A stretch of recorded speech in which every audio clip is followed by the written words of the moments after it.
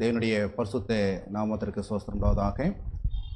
இம்மட்டுமாக தேவன் மகளை பாதுகாத்து வழி நடத்துவதற்காக நன்றி செலுத்துகிறோம். என்னுடைய இதில் அவங்க பிக்சர் இருக்குது, எனக்கு எப்படி இதுக்கு வெளியே கொண்டு வரணும்னு தெரியல. கொஞ்சம் உதவி ஹெல்ப் பண்ணுறீங்களா? இது வந்துடுச்சு சார். ஓகே.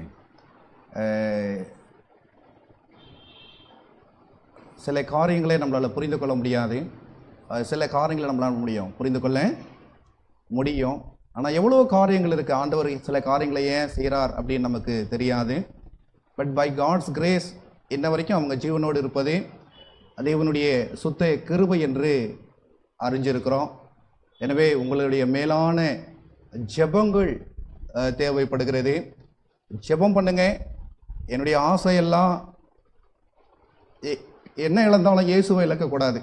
அவர்கள் இயேசுக்குள்ளாக கட்டப்படணும், சத்தியத்திற்குள்ளாக கட்டப்படணும். அந்த மகள் இன்னும் இயேசு வருகின்ற அறிவில் அந்த குடும்பம் வளர்வதற்கு காரணமாய் இருக்க வேண்டும். எனவே அந்த மகளுக்காக உங்களுடைய தனிப்பட்ட ஜெபங்களில் நீங்கள் ஜெபிக்கும்படியாக நான் கேட்டுக்கொள்கிறேன். உங்களுடைய எல்லா மேலான ஜெபங்களுக்கு நன்றிகளை நான் ஏறெடுக்கிறேன். தேவன் ஆசீர்வதித்து வழி நடத்துவாராக. உங்களுடைய ஜெபங்களுக்காக மீண்டுமாக நன்றிகளை எடுக்க நான் கடமைப்பட்டிருக்கிறேன்.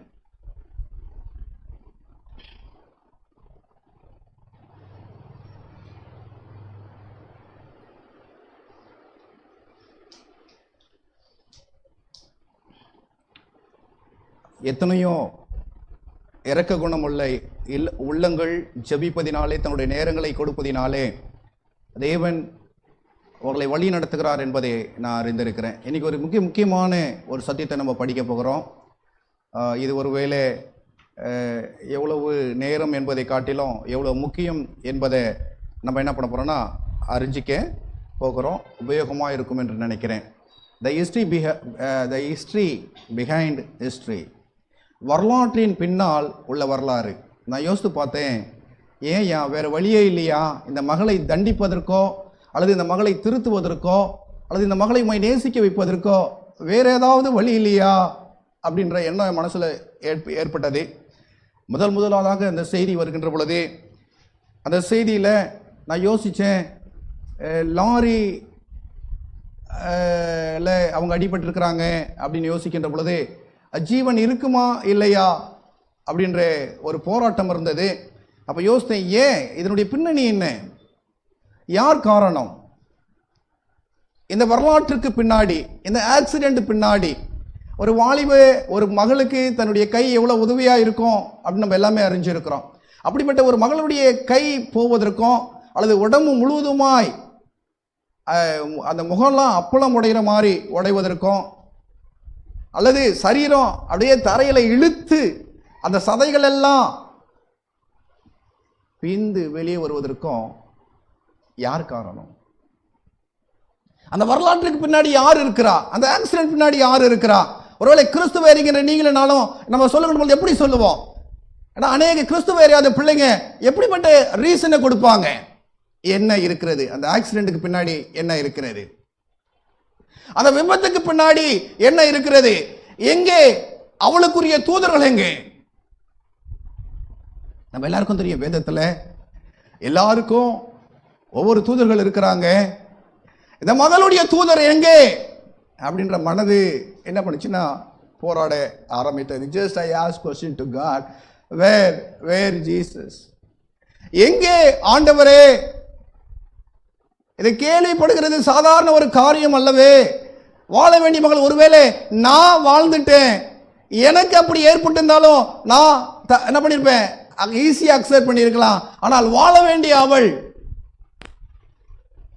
ஏன் ஆண்டவரே எனக்கு இருந்தாலும் உங்களுடைய அன்பு அறிஞ்ச என்னால் புரிஞ்சிக்க முடியுமே, அவளால் ஏன் ஆண்டவரே அப்படின்னு யோசிக்கின்ற பொழுது மறைக்கப்பட்ட கண்கள், நமக்கு புரியல, என்ன நடக்குது நமக்கு தெரியல. நம்ம எவ்வளவுதான் வேதத்தை அறிந்திருந்தாலும் how much you and me know the Bible, but it is very hard for us to understand something hidden from our eyes. இந்த வரலாறு, இந்த சம்பவங்கள், உலகத்தில் உள்ள நிகழ்வுகள் எல்லாவற்றையும் புரிந்து கொள்வதற்கு ஏதுவாக நமக்கு ஞானம் குறைக்கப்பட்டிருக்கிறது அல்லது நம்முடைய கண்கள் மறைக்கப்பட்டிருக்கிறது. எனக்கு ஒரு சகோதரனுடைய மகள் அப்படிங்கிற போது எனக்கு எவ்வளவு போராட்டம், அல்லது அவனுடைய தாயாளுக்கு எவ்வளவு போராட்டம், அடைய உடன் பிறந்தவளுக்கு எவ்வளவு போராட்டம், அடைய குடும்பத்திற்கு எவ்வளவு போராட்டம். கொஞ்சம் அப்படியே யோசித்து பாருங்களேன். நம்ம குடும்பத்தில் அப்படிப்பட்ட ஒரு சம்பவம் நடக்கின்ற பொழுது நம்மளால சொந்தத்தில் புரிஞ்சிக்க முடியல. உடனே நம்ம கண்கள் மறைக்கப்பட்டு என்ன நடக்குன்னு நமக்கு தெரியல. I don't know what is happening. As a God's servant, I could not understand what is happening. நான் அதை எப்படி ஏற்றுக்கொள்வது என்பது என்ன பண்ணல, புரியல.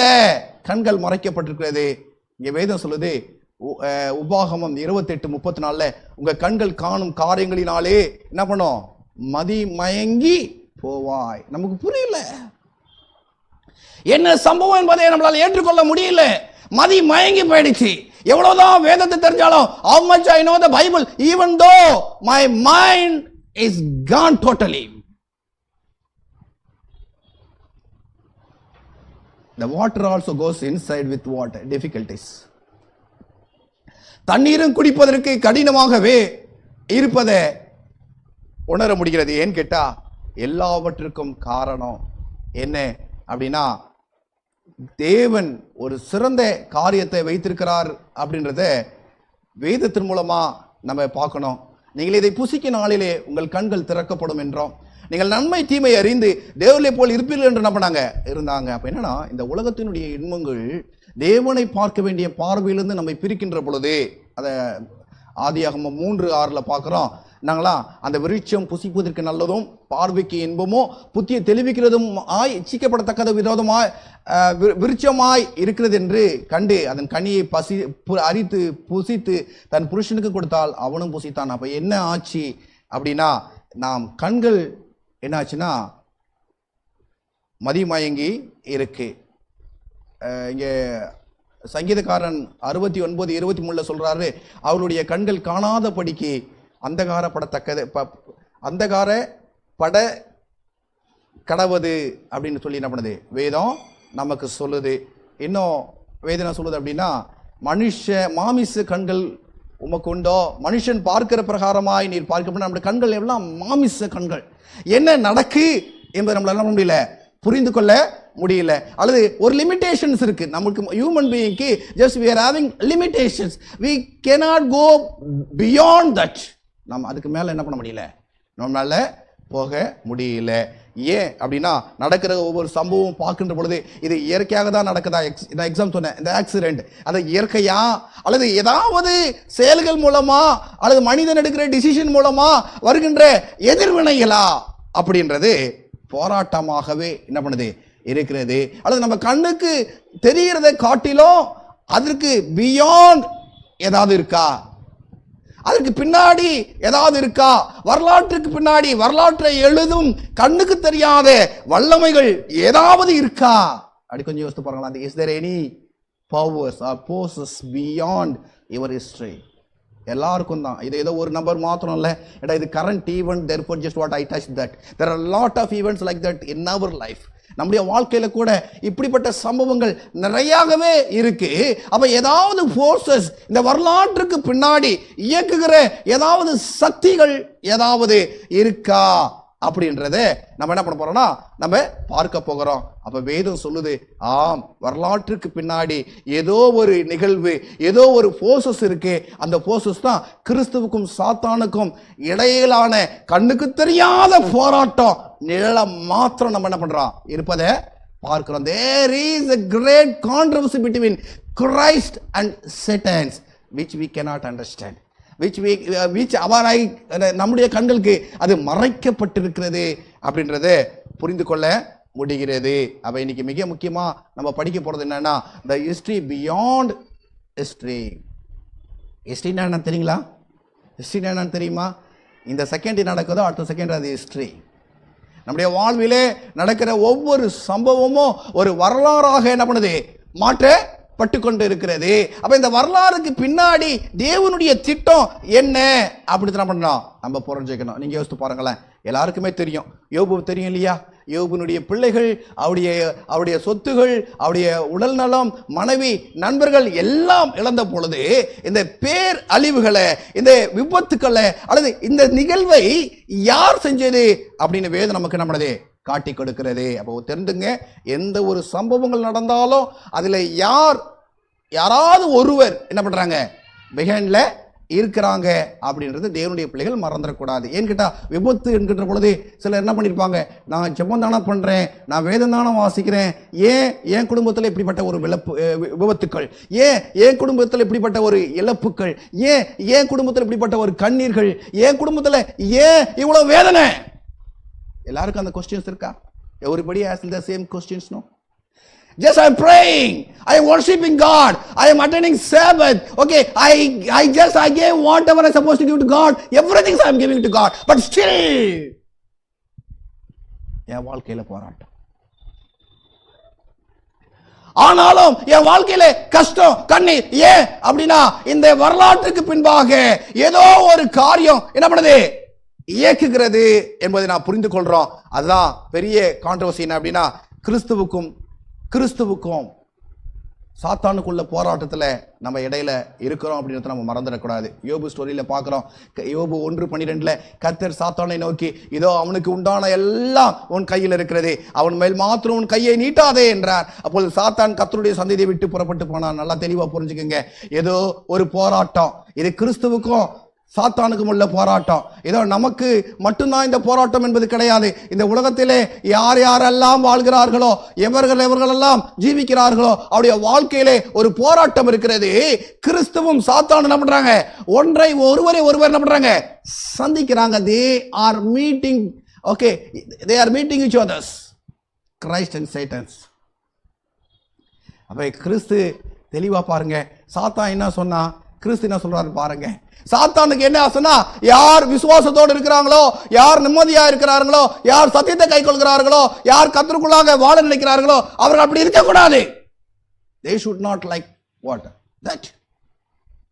அந்த விசுவாசத்தை எடுப்பதற்கு கிறிஸ்துவிட்ட என்ன பண்றாரு சாத்தான் போகிற அந்த சம்பவத்தை நம்ம பார்க்கிறோம். ஆண்டவர் சொல்றாரு, அவன் மேல் மாத்திரம் உன் கையை நீட்டாதே என்றார். இதை வாசிக்கும் போது என் மனசு சொல்லுது, ஆண்டவரே, அந்த ஒரு வார்த்தை அவளுடைய கையை பாதுகாத்திருந்தா, அவன் மேல் மாத்திரம் உன் கையை நீட்டாதே அப்படின்னு சொன்னீங்களப்பா. இங்கே கையை இழந்திருக்கிறாங்களே, காரணம் என்ன அப்படின்றத என் மனசுல போட்டு நான் கேட்டுட்டே இருந்தேன். அதுக்கப்புறம் சொல்லுது, அப்பொழுது சாத்தான் கர்த்தருடைய சன்னதியை விட்டு புறப்பட்டு யோபின் உள்ளங்கால் தொடங்கி அவன் உச்சந்தலை மட்டும் கொடிய பருக்களால் அவனை என்ன பண்ணாங்க, வாதித்தான். அப்ப என்னன்னா, கொடியது, அது கெட்டது நடக்கிறதுக்கு மூல காரணம் யார் அப்படின்னு நம்ம தெளிவாக புரிஞ்சுக்கிறோம். ஏன்னா சில சமயங்களில் கடவுளுடைய பிள்ளைகளும் என்ன பண்ணுறாங்கன்னா, இது கிறிஸ்து காரணமாக இருக்கக்கூடுமோ அப்படின்ற நினைப்புக்குள்ளாக என்ன போயிடுறோம். ஆனால் கிறிஸ்து என்ன பண்ணுறாரு அப்படின்னா, பாதுகாப்பதிலே கவனம் செலுத்துகிறார். ஒரு ஆத்மா கடவுளை தேடுகின்ற பொழுது அந்த ஆத்மாவை பாதுகாப்பதிலே கிறிஸ்து தன்னுடைய கவனத்தை செலுத்துகிறார். when the soul is looking for God, when the soul is a thirst for God's purpose, the God also take care of that soul. அப்ப அந்த ஆத்மாவை என்ன பண்றாருன்னா ஆண்டவர் பார்க்கிறார். இதுல நமக்கு தெரியுது, சாத்தா என்ன பண்றான், இந்த உலகத்துல இருக்க எல்லா துன்பத்திற்கும், எல்லா பிரச்சனைகளுக்கும், எல்லா அழிவும் இயற்கையாய் நடப்பது அல்ல, இயற்கைக்கு அப்பாற்பட்ட ஒரு சக்தியின் மூலமா நடக்குது. It's not happening what naturally. Okay, whatever we are seeing, all the actions, all the events, even what, all the destruction, everything, okay, it happens what, not naturally, but somebody is behind that.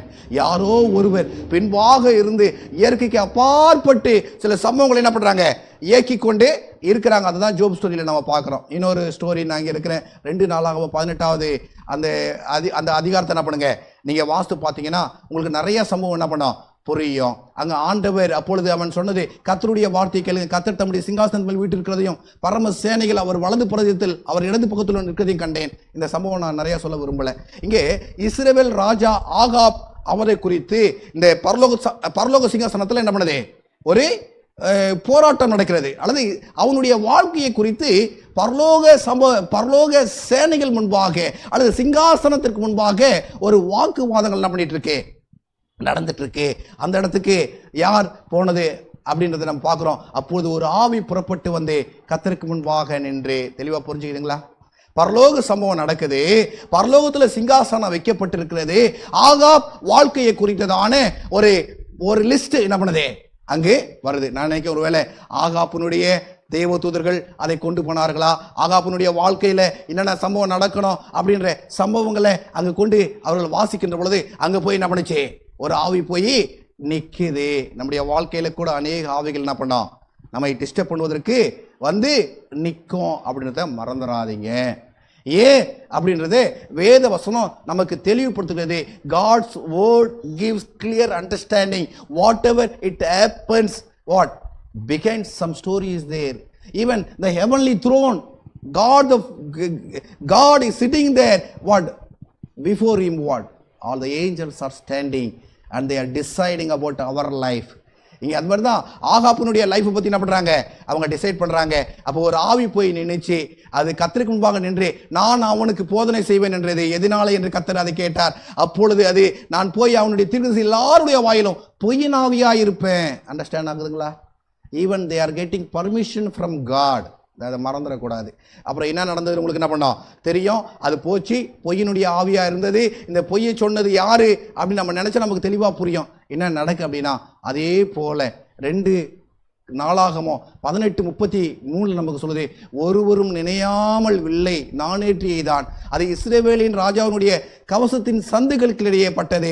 அப்பொழுது அவன் தன் சாரதியை பார்த்து, நீ திரும்பி என்னை இராணுவத்துக்கு அப்பால் கொண்டு போ, எனக்கு காயப்பட்டது என்றான். அங்கே என்னாச்சுன்னா சூரியன் அஸ்தமம் போது அவன் இறந்து போனான். இந்த சம்பவத்தை தான் பரலோகம் டிஸ்கஸ் பண்ணுச்சு. நான் சொல்றது உங்களுக்கு புரியுதா? இந்த சம்பவத்தை என்னால் ஃபுல்லாக சொல்ல முடியல, நேரத்திற்காக நான் I cannot more explanation about this. அப்போ பார்த்துங்க, பரலோக சிங்காசனம் இருக்கு, தேவன் அமர்றாரு. அங்கே ஆகாப்பினுடைய ஸ்டோரி எடுத்து என்ன பண்ணுறாங்க, போடுறாங்க. ஆகாப்பினுடைய நிலைமை என்ன நடக்க போகுது அப்படின்றத பண்ணுறாங்க, காண்புறாங்க. யுத்தம் வரப்போகிறது, அது ஆகாப்பு பொய்யை நம்ப போகிறான். அந்த பொய்யில் என்ன பண்ண போகிறான், ஆகாப்பு சாக போகிறான் அப்படின்னு பரலோகத்தில் என்ன பண்ணது, அந்த நிகழ்வு சொல்லப்பட்டது. அதே போல என்ன பண்ணாரு, அவர் கொல்லப்பட்டார். அப்ப இந்த வரலாறு நமக்கு என்ன சொல்லுதுன்னா, சில காரியங்கள் பரலோக சபையினால் என்ன பண்ணுது, முடிவு செய்யப்படுகிறது. தெளிவாக உங்களுக்கு புரியுதுங்களா? அப்ப எந்த ஒரு காரியமோ நம்முடைய வாழ்க்கையில் நடக்கு அப்படின்னா பரலோகத்திற்கு தெரியாம இல்லை. Just I want to put these things to your mind. Okay, without God's knowledge, without God's wisdom, nothing is happening in this world. அப்படிதானே? என் வாழ்விலே என்னென்ன நடக்கணும் என்பது பரலோகம் என்ன பண்ணது, ஆகாப்பினுடைய வாழ்க்கையை தீர்மானித்தது. அவன் ஆகாப்பினுடைய ஸ்டோரி நமக்கு தெரியும். எந்த அளவிற்கு ஆண்டவர் அவனுக்கு ராஜாவாக அவனுக்கு தருணத்தை கொடுத்து, அந்த ராஜாவுமா இஸ்ரவேல் மக்களை நடத்த தருணம் கொடுத்து, அவன் தப்பு பண்ணுகின்ற பொழுதெல்லாம் அவனை மீட்டெடுத்து அவனை மன்னித்து எல்லாவற்றையும் செய்கின்ற பொழுது கூட இந்த ஆகாப்பினுடைய வாழ்க்கை வித்தியாசமா இருந்தது. இப்போ இந்த ஆகாப்பினுடைய வாழ்க்கையை குறித்து என்ன பண்ணுது, பரலோகம் டிஸ்கஸ் பண்ணுது. அப்ப நம்முடைய வாழ்க்கையை இன்னைக்கு எடுத்து டிஸ்கஸ் பண்ணுதுன்னு வச்சுங்களேன், எப்படி ஆண்டவர் சொல்லுவார் பதில்? ஆண்டவர் என்ன பதில்? யோபுடைய வாழ்க்கையை எடுத்து டிஸ்கஸ் பண்ணும் பொழுது ஆண்டவர் சொல்றாரு, அவனை தொடாத அப்படின்னு சொல்றாரு. நம்முடைய வாழ்க்கையை எடுத்து ஆண்டவர் டிஸ்கஸ் பண்ணும் பொழுது ஆண்டவர் என்ன சொல்ல போறாரு? இங்க ஆகாப்பினுடைய வாழ்க்கையை சொல்றாரு, என்னப்பா பொய்யினுடைய ஆவியான இருப்பேன்னு, சரி போ நீ அப்படியே செய் அப்படின்னு பர்மிட் கொடுக்குறாரு. புரியுதுங்களா? அப்ப என்ன அர்த்தம்னா, தெளிவா புரிஞ்சுங்க.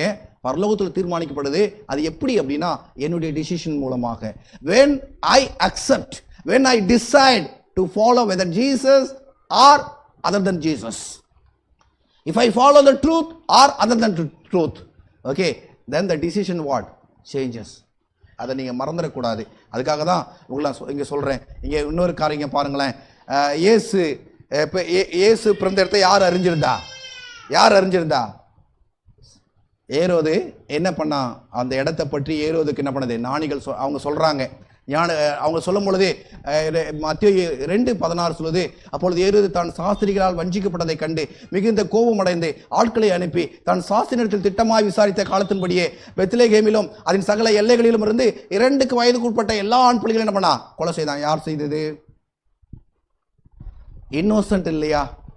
விடுங்க, பெரியவங்களை ஆகாப்ப விடுங்க, யோபுவை விடுங்க, அல்லது இந்த மகள் 28 வயது மகள் நிவேதாவை விடுங்க. ஆனா இங்க பாருங்க, வேதம் சொல்லுது என்ன அப்படின்னா, குழந்தைங்க பிறந்து இந்த உலகத்துல வாழ வேண்டிய குழந்தைங்க என்ன பண்ணுது, ஏரோதனுடைய கோபத்தால என்ன பண்ணுதா, 2 வயதுக்குள்ள அத்தனை குழந்தைகள் என்ன பண்ணப்பட்டாங்க, வெட்டப்பட்டாங்க. ஏரோதனுடைய நோக்கம் என்ன தெரியுமா? ஏரோதுக்கு பின்னாடி இந்த செயல்பட்டது யார் தெரியுமா? அந்த குழந்தைகளை சாவடிப்பது யாரோதனுக்கு நோக்கம் கிடையாது, ஏரோதனுடைய நோக்கம் கிடையாது.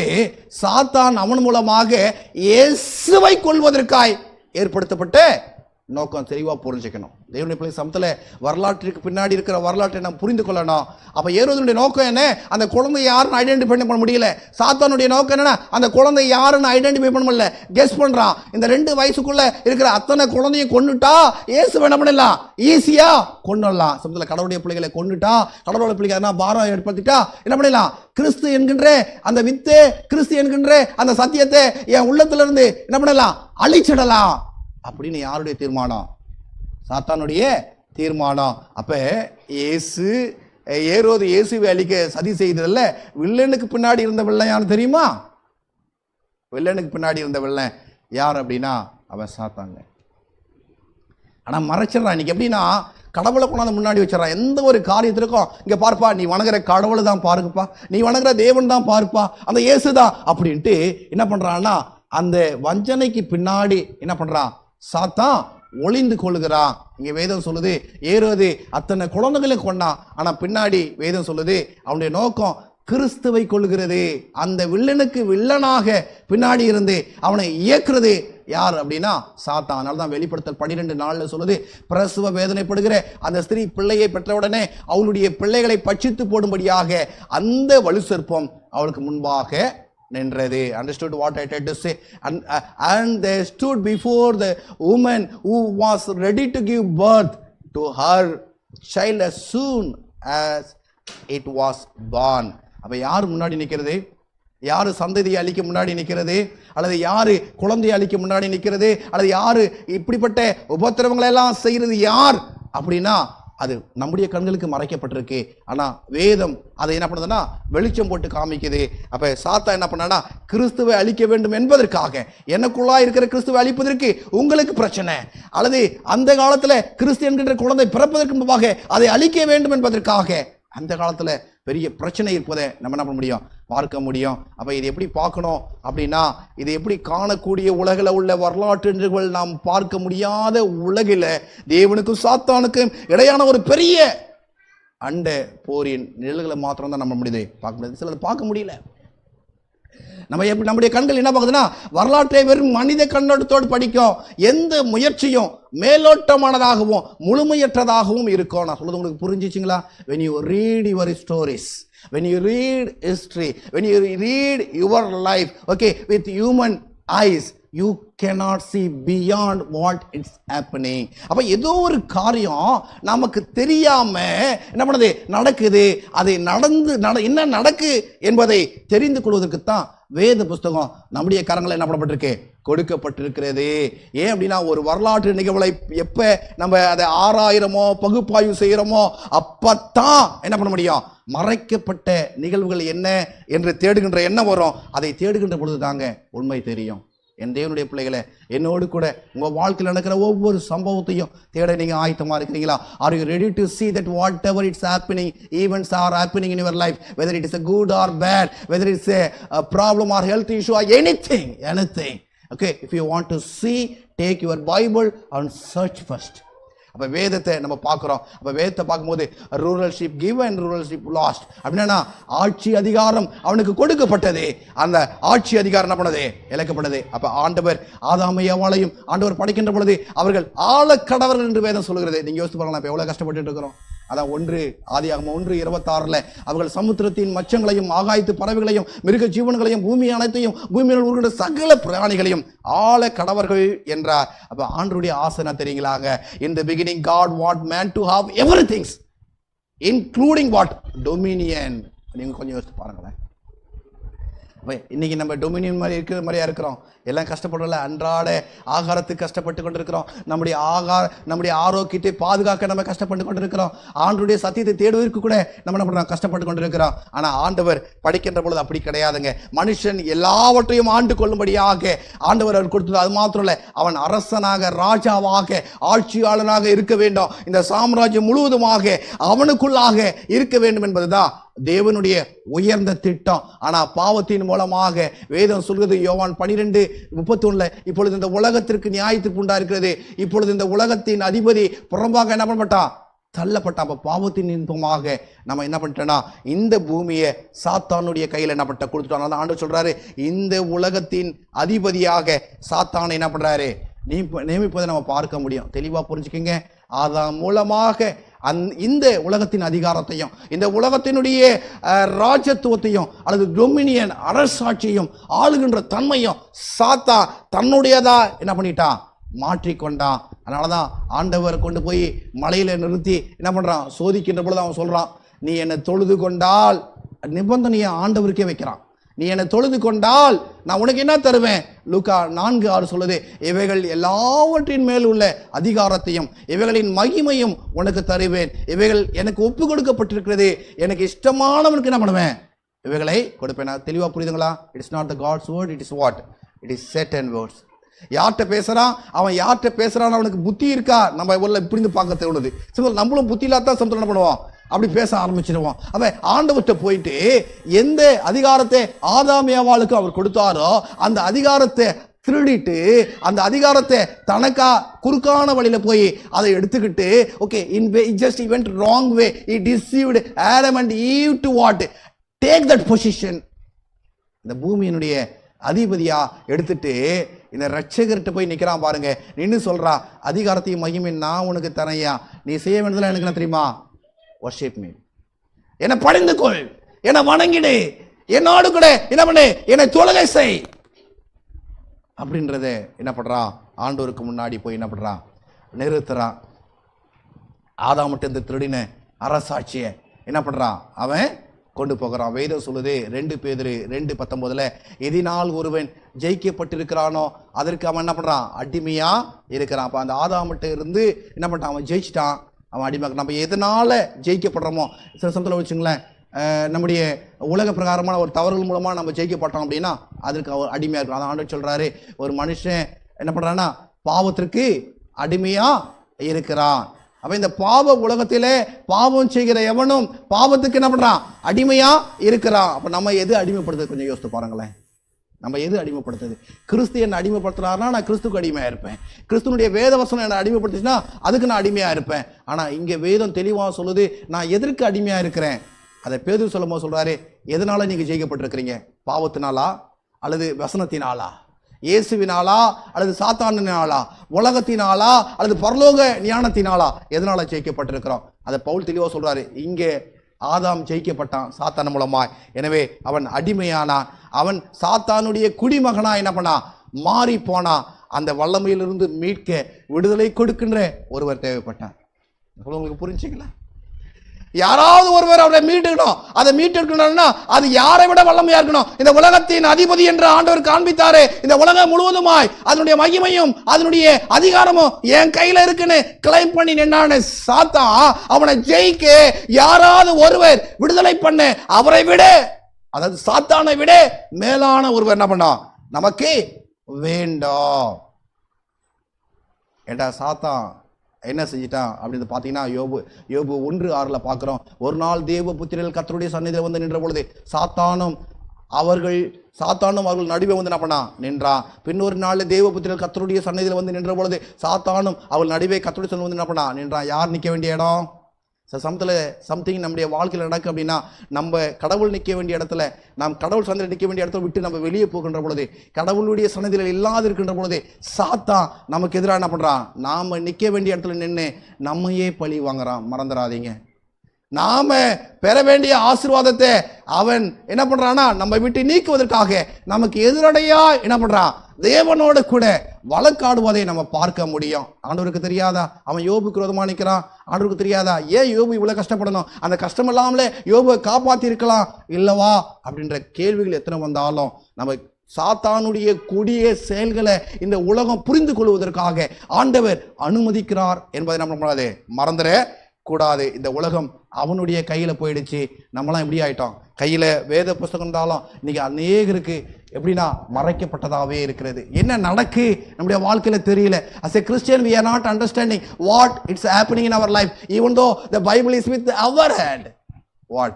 Our eyes is closed. அதுக்கு தான் வேதம் சொல்லுது அவர் எப்படிப்பட்டவர் என்பதை நம்ம வேதம் நமக்கு சொல்லுகிறது. இந்த மீட்புக்காக என்ன பண்ணப்படுதுன்னா வாக்குறுதி அளிக்கப்பட்டிருக்கு. இந்த வேதத்தை நாம் புரிந்து கொள்வதற்கு நம்முடைய கண்கள் திறக்கப்படணும். அதான் சங்கீதக்காரன் சொல்றாரு, வேதத்தில் உள்ள மகத்துவங்களை அறிந்து கொள்ள எங்களுடைய கண்களை திறந்தருளுங்க. அப்ப வேதத்தினுடைய மகத்துவம் மாத்திரம் இல்லை, ப்ராமிசஸ் மாத்திரம் கிடையாது, வசனங்களும் மாத்திரம் கிடையாது. என் வாழ்க்கையில என்ன நடக்கு என்பதை அறிந்து கொள்ளவோ என்ன பண்ணுமா, என் கண்கள் திறக்கப்படணும். நம்மளால புரிஞ்சிக்க முடியல இல்லையா? ஏன் எனக்கு இப்படி, ஏன் என் குடும்பத்துக்கு இப்படி, ஏன் நான் இதுதானே நினச்சிருந்தேன், இதுதானே நடக்கணும், நான் தான் தினமும் ஜெபம் பண்ணிட்டு இருக்கிறேனே. நான்லாம் ஜெபம் பண்ணும் பொழுது தினமும் பேர் எடுக்காமல் இருக்கிறதில்ல. நான் அப்படி கண்ணை மூடணும்னா ஆட்டோமேட்டிக்காக என்ன பண்ணுவேன், ஆண்டவரே பீலாக்காவை ஆசீர்வதிங்க, ஆண்டவரே எப்சியக்காவை ஆசீர்வதிங்க, ஆண்டவரே ரத்னக்காவை ஆசீர்வதிங்க, ஜெஸ்டினை ஆசீர்வதிங்க, நிவேதாவை ஆசீர்வதிங்க, தீபிகாவை ஆசீர்வதிங்க, ஜெனியை ஆசீர்வதி, அப்படி பேர் வந்துகிட்டே இருக்கும். நான் பேரை வச்சு என்ன ஜெபம் பண்ணனே. ஓய் ஆண்டவரே இட்ஸ் ஹேப்பனிங்.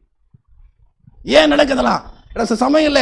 பிள்ளைகளுடைய வாழ்க்கையை பார்க்கின்ற பொழுது இவர்கள்லாம் கத்திற்குள்ள வரணும் அப்படின் போது எந்த ஜெபம் பண்ணாலும் ஆட்டோமேட்டிக்கா நான் பேரை ரீகால் பண்ணணும், ஆட்டோமேட்டிக்கா என்னுடைய ரெக்கார்டு என்ன பண்ணிடும், ஆட்டோமேட்டிக்கா it will bring there name. என்னடா எங்க அப்பா அப்படிதான் ஜெபம் பண்ணுவார், எல்லாருடைய பேரையும் சொல்லி ஜெபம் பண்ணுவார், ஒரு பேரை கூட என்ன பண்ண விட்டாரு, விட மாட்டார். யாரெல்லாம் அவருடைய ஜெபம் பண்ண சொன்னாங்களோ அதில் அவருடைய குடும்பத்தார், அவங்க அண்ணன் பேரு, அவங்க தம்பி குடும்ப பேரு, அவங்க அவங்க அவங்க யாரார் பேரெல்லாம் தெரியுமோ எல்லா பேரையும் சொல்லுவாரு. இப்படிதான் ஆண்டவரே நான் ஜெபிக்கிறேன், ஆனாலும் ஏன் அப்படின்ற ஒரு காரியம் வரும்போது ஆண்டு சொல்றாரு, மீட்பு என்ன பண்ணப்பட்டிருக்கு, வாக்களிக்கப்பட்டிருக்கு. அப்போ இந்த உலக வாழ்க்கையை விட வேறு ஒரு மீட்பு இருக்கு. அந்த சம்பவங்களை அறிஞ்சு கொள்ளணும்னா என் கண்கள் என்ன பண்ணணும், திறக்கணும். என்கிட்ட ஆதாமும் யாவாளி என்ன பண்றான், பாவத்துக்குள் வழி நடத்திய பிறகு ஆண்டவர் சாத்தானை பார்த்து சொல்றாரு என்னன்னா, ஆதியாகமம் 3:15 உனக்கும் ஸ்திரீக்கும் உன் வித்துக்கும் அவள் வித்துக்கும் பகையை உண்டாக்குவேன், அவர் உன் தலையை நசுக்குவார், நீ அவர் குதியங்காலை என்ன பண்ணுவா நக்குவாய் என்றார். அதை நசுக்குவாய் என்றார். நல்லா தெளிவா புரிஞ்சுக்குங்க, இது ஆதியில ஏற்பட்ட பகைங்க. மனுஷன் எப்ப தன்னுடைய அதிகாரத்தை இழந்தானோ அப்போது ஒரு பகை ஏற்பட்டது. ஆண்டவர் சாத்தானை பார்த்து அப்ப சொல்லிட்டாரு, என்ன நடக்கும் அப்படின்னா, நிச்சயமா உனக்கும் ஸ்திரீக்கு என்ன பண்ணுவேன் அப்படின்னா, ஸ்திரீ யாரு, சபை, சபை யாரு, நீங்க. அப்ப உங்களுக்கும் சாத்தானுக்கும் ஒரு பெரிய என்ன இருக்கு, ஒரு பகை இருக்கிறது. இந்த பகையில என்ன நடக்கு அப்படின்னா, அவள் வித்து பகையை உண்டாக்குவேன், அவர் உன் தலையை என்ன பண்ணுவாரு, நசுக்குவாரு, நீ என்ன பண்ண போற. ஒரு பெரிய போராட்டம் நடந்துட்டு இருக்கு. அவ சாத்தானுடன் போராட ஒரு வித்து, ஒரு சந்ததி இந்த உலகத்திற்கு அனுப்புவதாக என்ன பண்றாரு தேவன் வாக்குறுதி அளித்திருக்கார். நல்லா தெளிவா புரியுதுங்களா? அப்ப என்ன ஒரு நடக்கிற ஒரு சம்பவம், தேவன் வாக்களித்திருக்கார். என்ன வாக்களித்திருக்கிறார் அப்படின்னா, ஒரு சந்ததியே, ஒரு வித்துவே இந்த உலகத்துக்கு அனுப்புறார். நம்ம படுகின்ற போராட்டம், வேதனை, கண்ணீர், கஷ்டம், துன்பம் எல்லாவற்றிலிருந்து நம்ம மீட்டெடுப்பதற்காக ஒரு வித்து இந்த உலகத்துக்கு என்ன பண்ணணும், வந்து ஆகணும். ஒரு மீட்பர் இந்த உலகத்துக்கு என்ன பண்ணணும், வந்து ஆகணும் அப்படின்றத வேதம் சொல்லுது. அப்ப தெளிவா புரிஞ்சுக்கிட்டீங்க அப்படின்னு சொன்னா, இந்த போராட்டத்துல, இந்த செயல்ல வித்து சாத்தான் என்ன பண்ணப்படும், காயப்பட போகிறது. சாத்தான் என்ன பண்ண போறான், சாத்தானுடைய தலை நசுக்கப்படும் அப்படின்னு வேதம் சொல்லுகிறது. அப்ப ஆதாம் இழந்ததை மீட்டெடுக்கிற அந்த வித்து, அதாவது அந்த அந்த நபர் யார் என்று தெளிவா நமக்கு வாக்களிக்கப்பட்டிருக்கு. கலேசியர் 4:4 நம்ம பார்த்தோம் அப்படின்னா, நான் புத்திர சுவிகாரத்தை உடையவனு புத்திர விகாரத்தை உடையும்படியாக, கொஞ்சம் தப்பா எடுத்துக்காதீங்க, ஒரு வாரமா என்னால் படிக்க முடியல. நான் ஈஸியாக படிக்கிறது கூட என்ன பண்ண முடியல, தமிழ் சரியா என்னால் வாசிக்க முடியல. இந்த ஆக்சிடென்ட்டுக்கு அப்புறம் மைண்டு கொஞ்சம் அப்படியே என்ன பண்ணுது, தடுமாறுது. தப்போஸ் நான் தப்பாக வாசித்தேன்னா என்ன பண்ணுங்க, நீங்கள் டைரெக்டாக வாஸ்துக்குங்க. நான் புத்திர விகாரத்தை உடையான்படி நியாய பிரமாணத்திற்கு கீழ்ப்பட்டவர்களை மீட்டு கொள்ளத்தக்கதாக காலம் நிறைவேறின பொழுது சிறினிடத்தில் பிறந்தவரும் நியாய பிரமாணத்துக்கு கீழானவரும் ஆகிய தம்முடைய குமாரனை தேவன் என்ன பண்ணாரே அனுப்பினார். யாரு நமக்கு தெளிவா புரியுது, அந்த வித்து யார் அப்படின்னா தேவனுடைய குமாரன். அப்ப அந்த வித்து பிறக்கணும் அப்படின்னு சாத்தான் கெஸ் பண்ணவனே அவன் என்ன தெரியுமா செஞ்சான்? அந்த வித்துவை எப்படி நான் அழிச்சிடணும். அதான் நம்ம ஏற்கனவே பார்த்துட்டோம். ரெவலேஷன் 12:4 நாங்களா பிரசவ வேதனைப்படுகின்ற அந்த ஸ்திரீ பிள்ளையை பெற்ற உடனே அவளுடைய பிள்ளையை பட்சித்து போடும்படிக்கு அந்த வலுசற்பம் அவளுக்கு முன்னாடி நம்மளது நிற்கிது. அப்ப அவளுக்கு தெரிஞ்சு போச்சு, இவர் தான் மீட்பேன். இவர் மீட்டுட்டாருன்னா இந்த உலகம் எல்லாம் ரட்சிப்புக்குள்ள வந்துடும். சீக்கிரமா நம்ம பண்ணுவோம், நாம் அழிக்கப்படுவேடா. அதுல தெளிவா சொல்கிற ஆண்டவரே, அப்பா நீ காயப்படுத்துவே. அது தீர்க்கதரிசனம் தானே? யாரை காயப்படுத்துவே? அது தீர்க்கதரிசனம் தானே? அந்த வித்துவை காயப்படுத்தணும், அது தீர்க்கதரிசனம். அப்ப அந்த வித்துவை சார்ந்த தேவனுடைய பிள்ளைகளை சாத்தான் சும்மா விட்டுடுவானா? விடமாட்டான் இல்லையா? ஏடா வேதம் தெளிவா சொல்லுது. அந்த நீங்க 12ஆம் அதிகாரம் 17ஆவது வசனத்தை நீங்க போய் படிச்சு பாருங்க. அது என்ன பண்ண, சாத்தான் என்ன பண்ணுச்சுன்னா இயேசுவோடு போராடிச்சு, அதுல தோல்வியை கண்டது. அதனால அந்த தேவனுடைய மேல விசுவாசம் உள்ளவர்களும் கற்பனை கைகளுள்ளாக அந்த சந்ததியோடு கூட என்ன பண்ணுச்சா யுத்தம் பண்ணினது. அப்படிதான் வேதத்தில் நம்ம என்ன பண்றோம், வாசிக்கிறோம். அந்த சாத்தானுடைய நிலை என்ன தெரியுங்களா? அந்த பிள்ளை என்ன பண்ணணும், பட்சித்து போடணும். பழைய ஏற்பாடு முழுவதுமா நீங்க வாசித்து பாருங்க. இதுதாங்க மேலோங்கி இருக்கும். அந்த வித்து வராம எந்தெந்த விதத்திலலாம் தடுக்கணுமோ அந்த விதத்துல எல்லாம் என்ன பண்றான், தடுக்கிறான். யாரு? சாத்தான். நான் சொல்ல உங்களுக்கு புரியுதா? அந்த பரலோக வித்து, அந்த வாக்குத்தத்தம் அளிக்கப்பட்ட இயேசு கிறிஸ்து, அந்த மீட்பேர் இந்த உலகத்துல பிறக்கக்கூடாது என்பதுக்காக தான் 4000 வருஷம். தெளிவா புரியுதுங்களா? ஆதாம் ஏவாளை ஆண்டவர் பரிசுத்தமா படைச்சு அதுல இருந்து தொடங்கினதுங்க. இந்த சாத்தானை அழிப்பதற்கு ஒரு வித்து வரப்போகிறது. அந்த வித்துவை வராம நம்ம பண்ணிட்டோம் அப்படின்னா அவன் தலை காப்பாற்றப்படும் என்பதை என்ன பண்ணா சாத்தான் அறிந்து கொண்டானோ என்னவோ எனக்கு என்ன பண்ணாது. சாத்தான் ஒருவேளை அறிந்து கொண்டான் என்பதை வேதவசனம் என்ன பண்ணுது சொல்லுதா என்பது எனக்கு புரியல. ஆனா தெளிவா புரிஞ்சுக்குங்க, சாத்தானுடைய நோக்கம் கர்த்தருடைய பிள்ளைங்க விசுவாசத்தோடு கூட என்ன பண்ணாது, நிற்கக்கூடாது. அதனாலதான் சாத்தான் பரிசுத்த வரிசையை, ஆண்டருடைய அந்த லைன், அந்த பரிசுத்தமான ஹோலி லைனை, அல்லது 4000 வருஷமா அந்த வர வேண்டிய அந்த பரிசுத்தமான லைனை கட் பண்ணி விட்டா, அப்ப ஏதாவது ஒரு பிரச்சனை நம்ம வாழ்க்கையில் நடக்குன்னா ஆண்டவன் நம்மளை தெரிஞ்சிருக்கிறாரு ஏதோ ஒரு விசேஷத்திற்காக. அதை தடுப்பதை முன்னறிந்த சாத்தான் என்ன பண்றான், அதை தடுப்பதற்காக பல பிரச்சனைகளை நம்முடைய வாழ்க்கையில கொண்டு வரான் அப்படின்றத மறந்துடாதீங்க. சொல்லி கேட்பீங்க இல்லையா? There are a lot of people who will ask questions. Why Lord, I am praying, I am going to temple, I am being a faithful believer இருக்கிறேன். Why it's happening again to me, again and again to me? If you ask question, God has some purpose in your life. அதை சாத்தான் என்ன பண்றானா தந்திரமா தெரிஞ்சுக்கிட்டு அந்த பர்பஸை, கடவுளுடைய திட்டத்தை உங்களுடைய வாழ்க்கையில நீங்க நிறைவேற்ற கூடாது என்பதற்காக என்னென்ன வழி வாய்ப்பெல்லாம் இருக்கோ அத்தனையும் கொண்டுடுவான், அத்தனையும் அழிப்பான். அது சாத்தானுடைய காரியம். இங்க பாருங்க, கிறிஸ்துவனுடைய பரிசுத்த அந்த வரிசையை, அல்லது பரிசுத்த அந்த வம்சத்தை, அந்த பரிசுத்த சன்னதியை, அந்த பரிசுத்த அந்த ஹோலி லைனை என்ன பண்ணணும், எப்படின்னா Satan என்னங்களா did is almost to uproot the holy line by trying to kill it and corrupt it. புரியுதுங்களா? அதை எப்படின்னா அழிப்பதற்கும் அதை கரப்ட் பண்ணலாம் என்னென்னலாம் வழி இருக்கோ அந்த வழியெல்லாம் என்ன பண்ணுவான், செய்வான். அப்போ தெரிஞ்சுக்கிங்க, நம்முடைய வாழ்க்கையில் அதிக போராட்டம் இருக்கா, கடவுளுடைய திட்டங்கள் நம்முடைய வாழ்க்கையில் ஏதோ இருக்கு அப்படி புரிஞ்சுக்கிங்க. காயன் ஆபேல் நம்ம கதையில் நம்ம படிக்கிறோம் இல்லைங்களா? காயன் ஆபேல். அப்போ என்னன்னா அவனுக்கு என்ன நோக்கம், என்ன ஆபேலை கொல்லணும். அந்த சந்ததி என்ன பண்ணாதே, ஆண்டவர் ஆதாம் ஏவாளுக்கு சொல்லிருக்காரு அந்த சந்ததி வரும் அப்படின்னு. இவன் காயனை கொல்லல, ஆபேலை கொல்றான். அப்படின்னா அந்த காயனுடைய வாழ்க்கை எப்படி இருந்தது, காயனுடைய வாழ்க்கை எப்படி இருந்தது, அவனை சார்ந்து இருந்தது. எனவே காயனை கொல்ல வேண்டிய அவசியம் இல்லை. ஆனா ஆபேல் கடவுளை சார்ந்திருந்தான். Okay, Abel. Okay, here Abel obeyed God's word. Therefore, the Satan keeps eyes on Abel, not in Cain, using Cain to kill whom? Abel. புரியுதுங்களா? அந்த சந்ததி என்ன பண்ணக்கூடாது, அந்த வித்து வரக்கூடாது, அந்த சந்ததி வரக்கூடாது, அந்த விதைகள் என்ன பண்ணக்கூடாது, மிளக்கக்கூடாது, அந்த சந்ததி என்ன பண்ணாது, வீருட்டு எழும்பக்கூடாது. இது யாருடைய திட்டம்? சாத்தானுடைய திட்டம். அதுக்கப்புறம் அடுத்த திட்டம் பாருங்க, ஆதியாகமத்தில் 6:1-4 நீங்க வாஸ்து பார்த்தீங்க அப்படின்னா, தேவகுமாரர்கள் மனுஷகுமார்த்திகளை அவர்களுக்குள்ளே தங்களுக்கு பெண்ணை என்ன பண்ணாங்க, தெரிந்து கொண்டாங்க. அப்ப என்ன அர்த்தம், ஒண்ணு கொல்லணும், அப்படி இல்லைன்னா அவங்களை கரப்ட் பண்ணணும். சொல்லுவோம் இல்ல, ஒலிக்கும் இருளுக்கும் சம்பந்தம் ஏது? புரியுதுங்களா? ஒரு ஒலிக்கும் இருளுக்கும் சம்பந்தம் ஏது அப்படின்னா, ஒண்ணு அவங்கள கொல்லணும், அப்படி இல்லைன்னா அவங்கள கரப்ட் பண்ணணும், அவங்க சந்ததி என்ன பண்ணணும், கரப்ட் பண்ணிடணும். இங்க பாருங்க, ஆதியிலே அவன் செஞ்சது என்னன்னா, தேவனுடைய குமாரர்கள் என்ன பண்ணாங்களா, மனுஷ குமாரத்திகள் அழகா இருக்கிறாங்க, சௌந்தரியமா இருக்கிறாங்கன்னு கண்டு அதுல பெண் எடுத்துட்டா என்ன நடக்கும், குடும்பம் பரிசுத்தமா இருக்காது, பரிசுத்தமான வித்து வராது, அப்படின்றதுக்காக கெடுப்பதற்காகவே சாத்தான் செய்த சம்பவம் தான் இந்த சம்பவம். இதை பற்றி நான் ரொம்ப நேரம் பேசுறதுக்கு எனக்கு இல்லை, நான் நிறைய பேச வேண்டியிருக்கு. அதுக்கப்புறம் பாருங்க, எஸ்தர் ஸ்டோரியில் அந்த யூத குலம் முழுவதும் என்ன பண்ணணும், எஸ்தர் ஸ்டோரியில் அவங்களை அழிச்சிடணும். ஆமான் திட்டம் பார்த்தீங்களா? ஆமான் திட்டம் என்ன அப்படின்னா, சாத்தானுக்கு தெரியும் இந்த யூத குலம் இருக்கின்ற பொழுது இதுல இருந்து ஒரு நட்சத்திரம் எழுமணும், இதுல இருந்து ஒரு ரட்சகர் எழுமணும், இதுல இருந்து ஒரு மீட்பர் எழுமணும், இதுல இருந்து ஒரு தேவன் எழுமணும், அந்த குலத்தை முழுசுமா கொண்டுட்டான். என்ன பண்ண போதில்ல, அப்படி நடக்க போறதில்ல.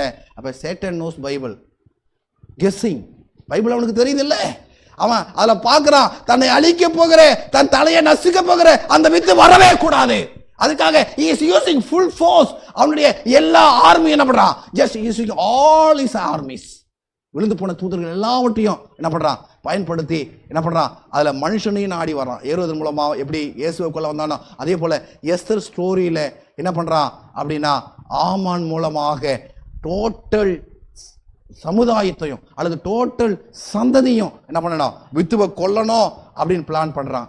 நடந்ததா? அதுக்கப்புறம் நீங்க யோசித்து பாக்குறீங்க, யோசேப்பினுடைய கதையில நீங்க யோசித்து பாருங்களேன், என்ன நடந்தது. யோசேப்பினுடைய கதையில என்ன ஆகணும், டோட்டல் என்ன பண்ணணும், யாரு கடவுளுக்குள்ள இருக்கிறாங்களோ அவங்க, யாரு ஆண்டுக்குள்ள வர சான்ஸ் இருக்கோ அவங்க, எவ்வளோ பிரச்சனைகள், எவ்வளோ உபத்திரவம். இந்த சின்ன சிறு ஜோசப் ஒருவேளை ஆல்மோஸ்ட் நிவேதா வயசு தான் இருந்திருக்கும்னு நினைக்கிறேன். அந்த வயசுல என்ன பண்ணாங்க, பயங்கர கொடுமை என்ன பண்ணாரு, அனுமதிக்கப்பட்டார்.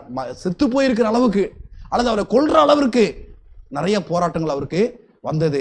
எல்லாவற்றையும் என்ன பண்ணாரு, காரணம் பின்னாடி இருக்கிற ஒரு காரியம். இன்னொரு காரியம் பாருங்க, நீங்க வாசிப்போங்களேன். தாவீதை கொல்ல சவுல் செய்த பல முயற்சிகள் எதனால, தாவீது சந்ததி மூலமா தான் நடப்பது. தாவீது சந்ததி மூலமா தான் அந்த வித்து வரப்போகிறது. அந்த வித்துவை கொல்லணும்.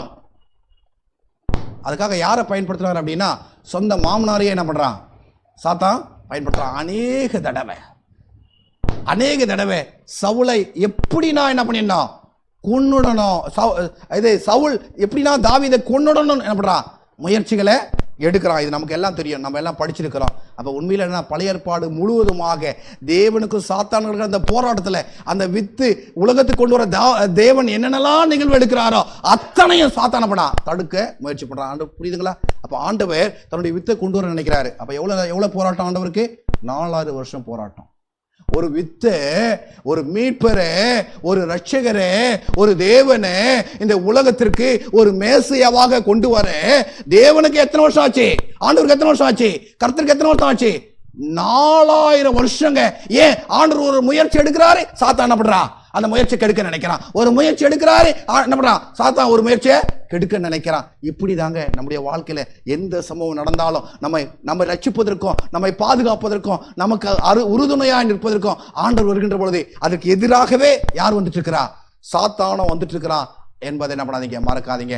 கடைசியா ஒரு சம்பவத்தை சொல்லிட்டு நான் என்ன பண்ண போறேன்னா, ஒரு முடிவுக்குள்ளாக வரப்போறோம். ஒரு சம்பவத்தை நம்ம கடைசியா படிக்க போறோம். இது எல்லாருக்கும் தெரியும் நினைக்கிறேன் இல்லைங்களா? எலிமெலேக்கு மற்றும் நகோமி. இதை தயவு செய்து நல்லா படிங்க. எலிமெலேக்கு, நகோமி. எல்லாருக்கும் இந்த ஸ்டோரி தெரியும், யாருக்கும் தெரியாதுன்னு சொல்ல முடியாது இல்லைங்களா? இந்த ரூத்தினுடைய புஸ்தகம் 1:2 சொல்லுது, அந்த மனுஷனுடைய பெயர் எலிமெலேக்கு, அவன் மனைவியினுடைய பெயர் நகோமி.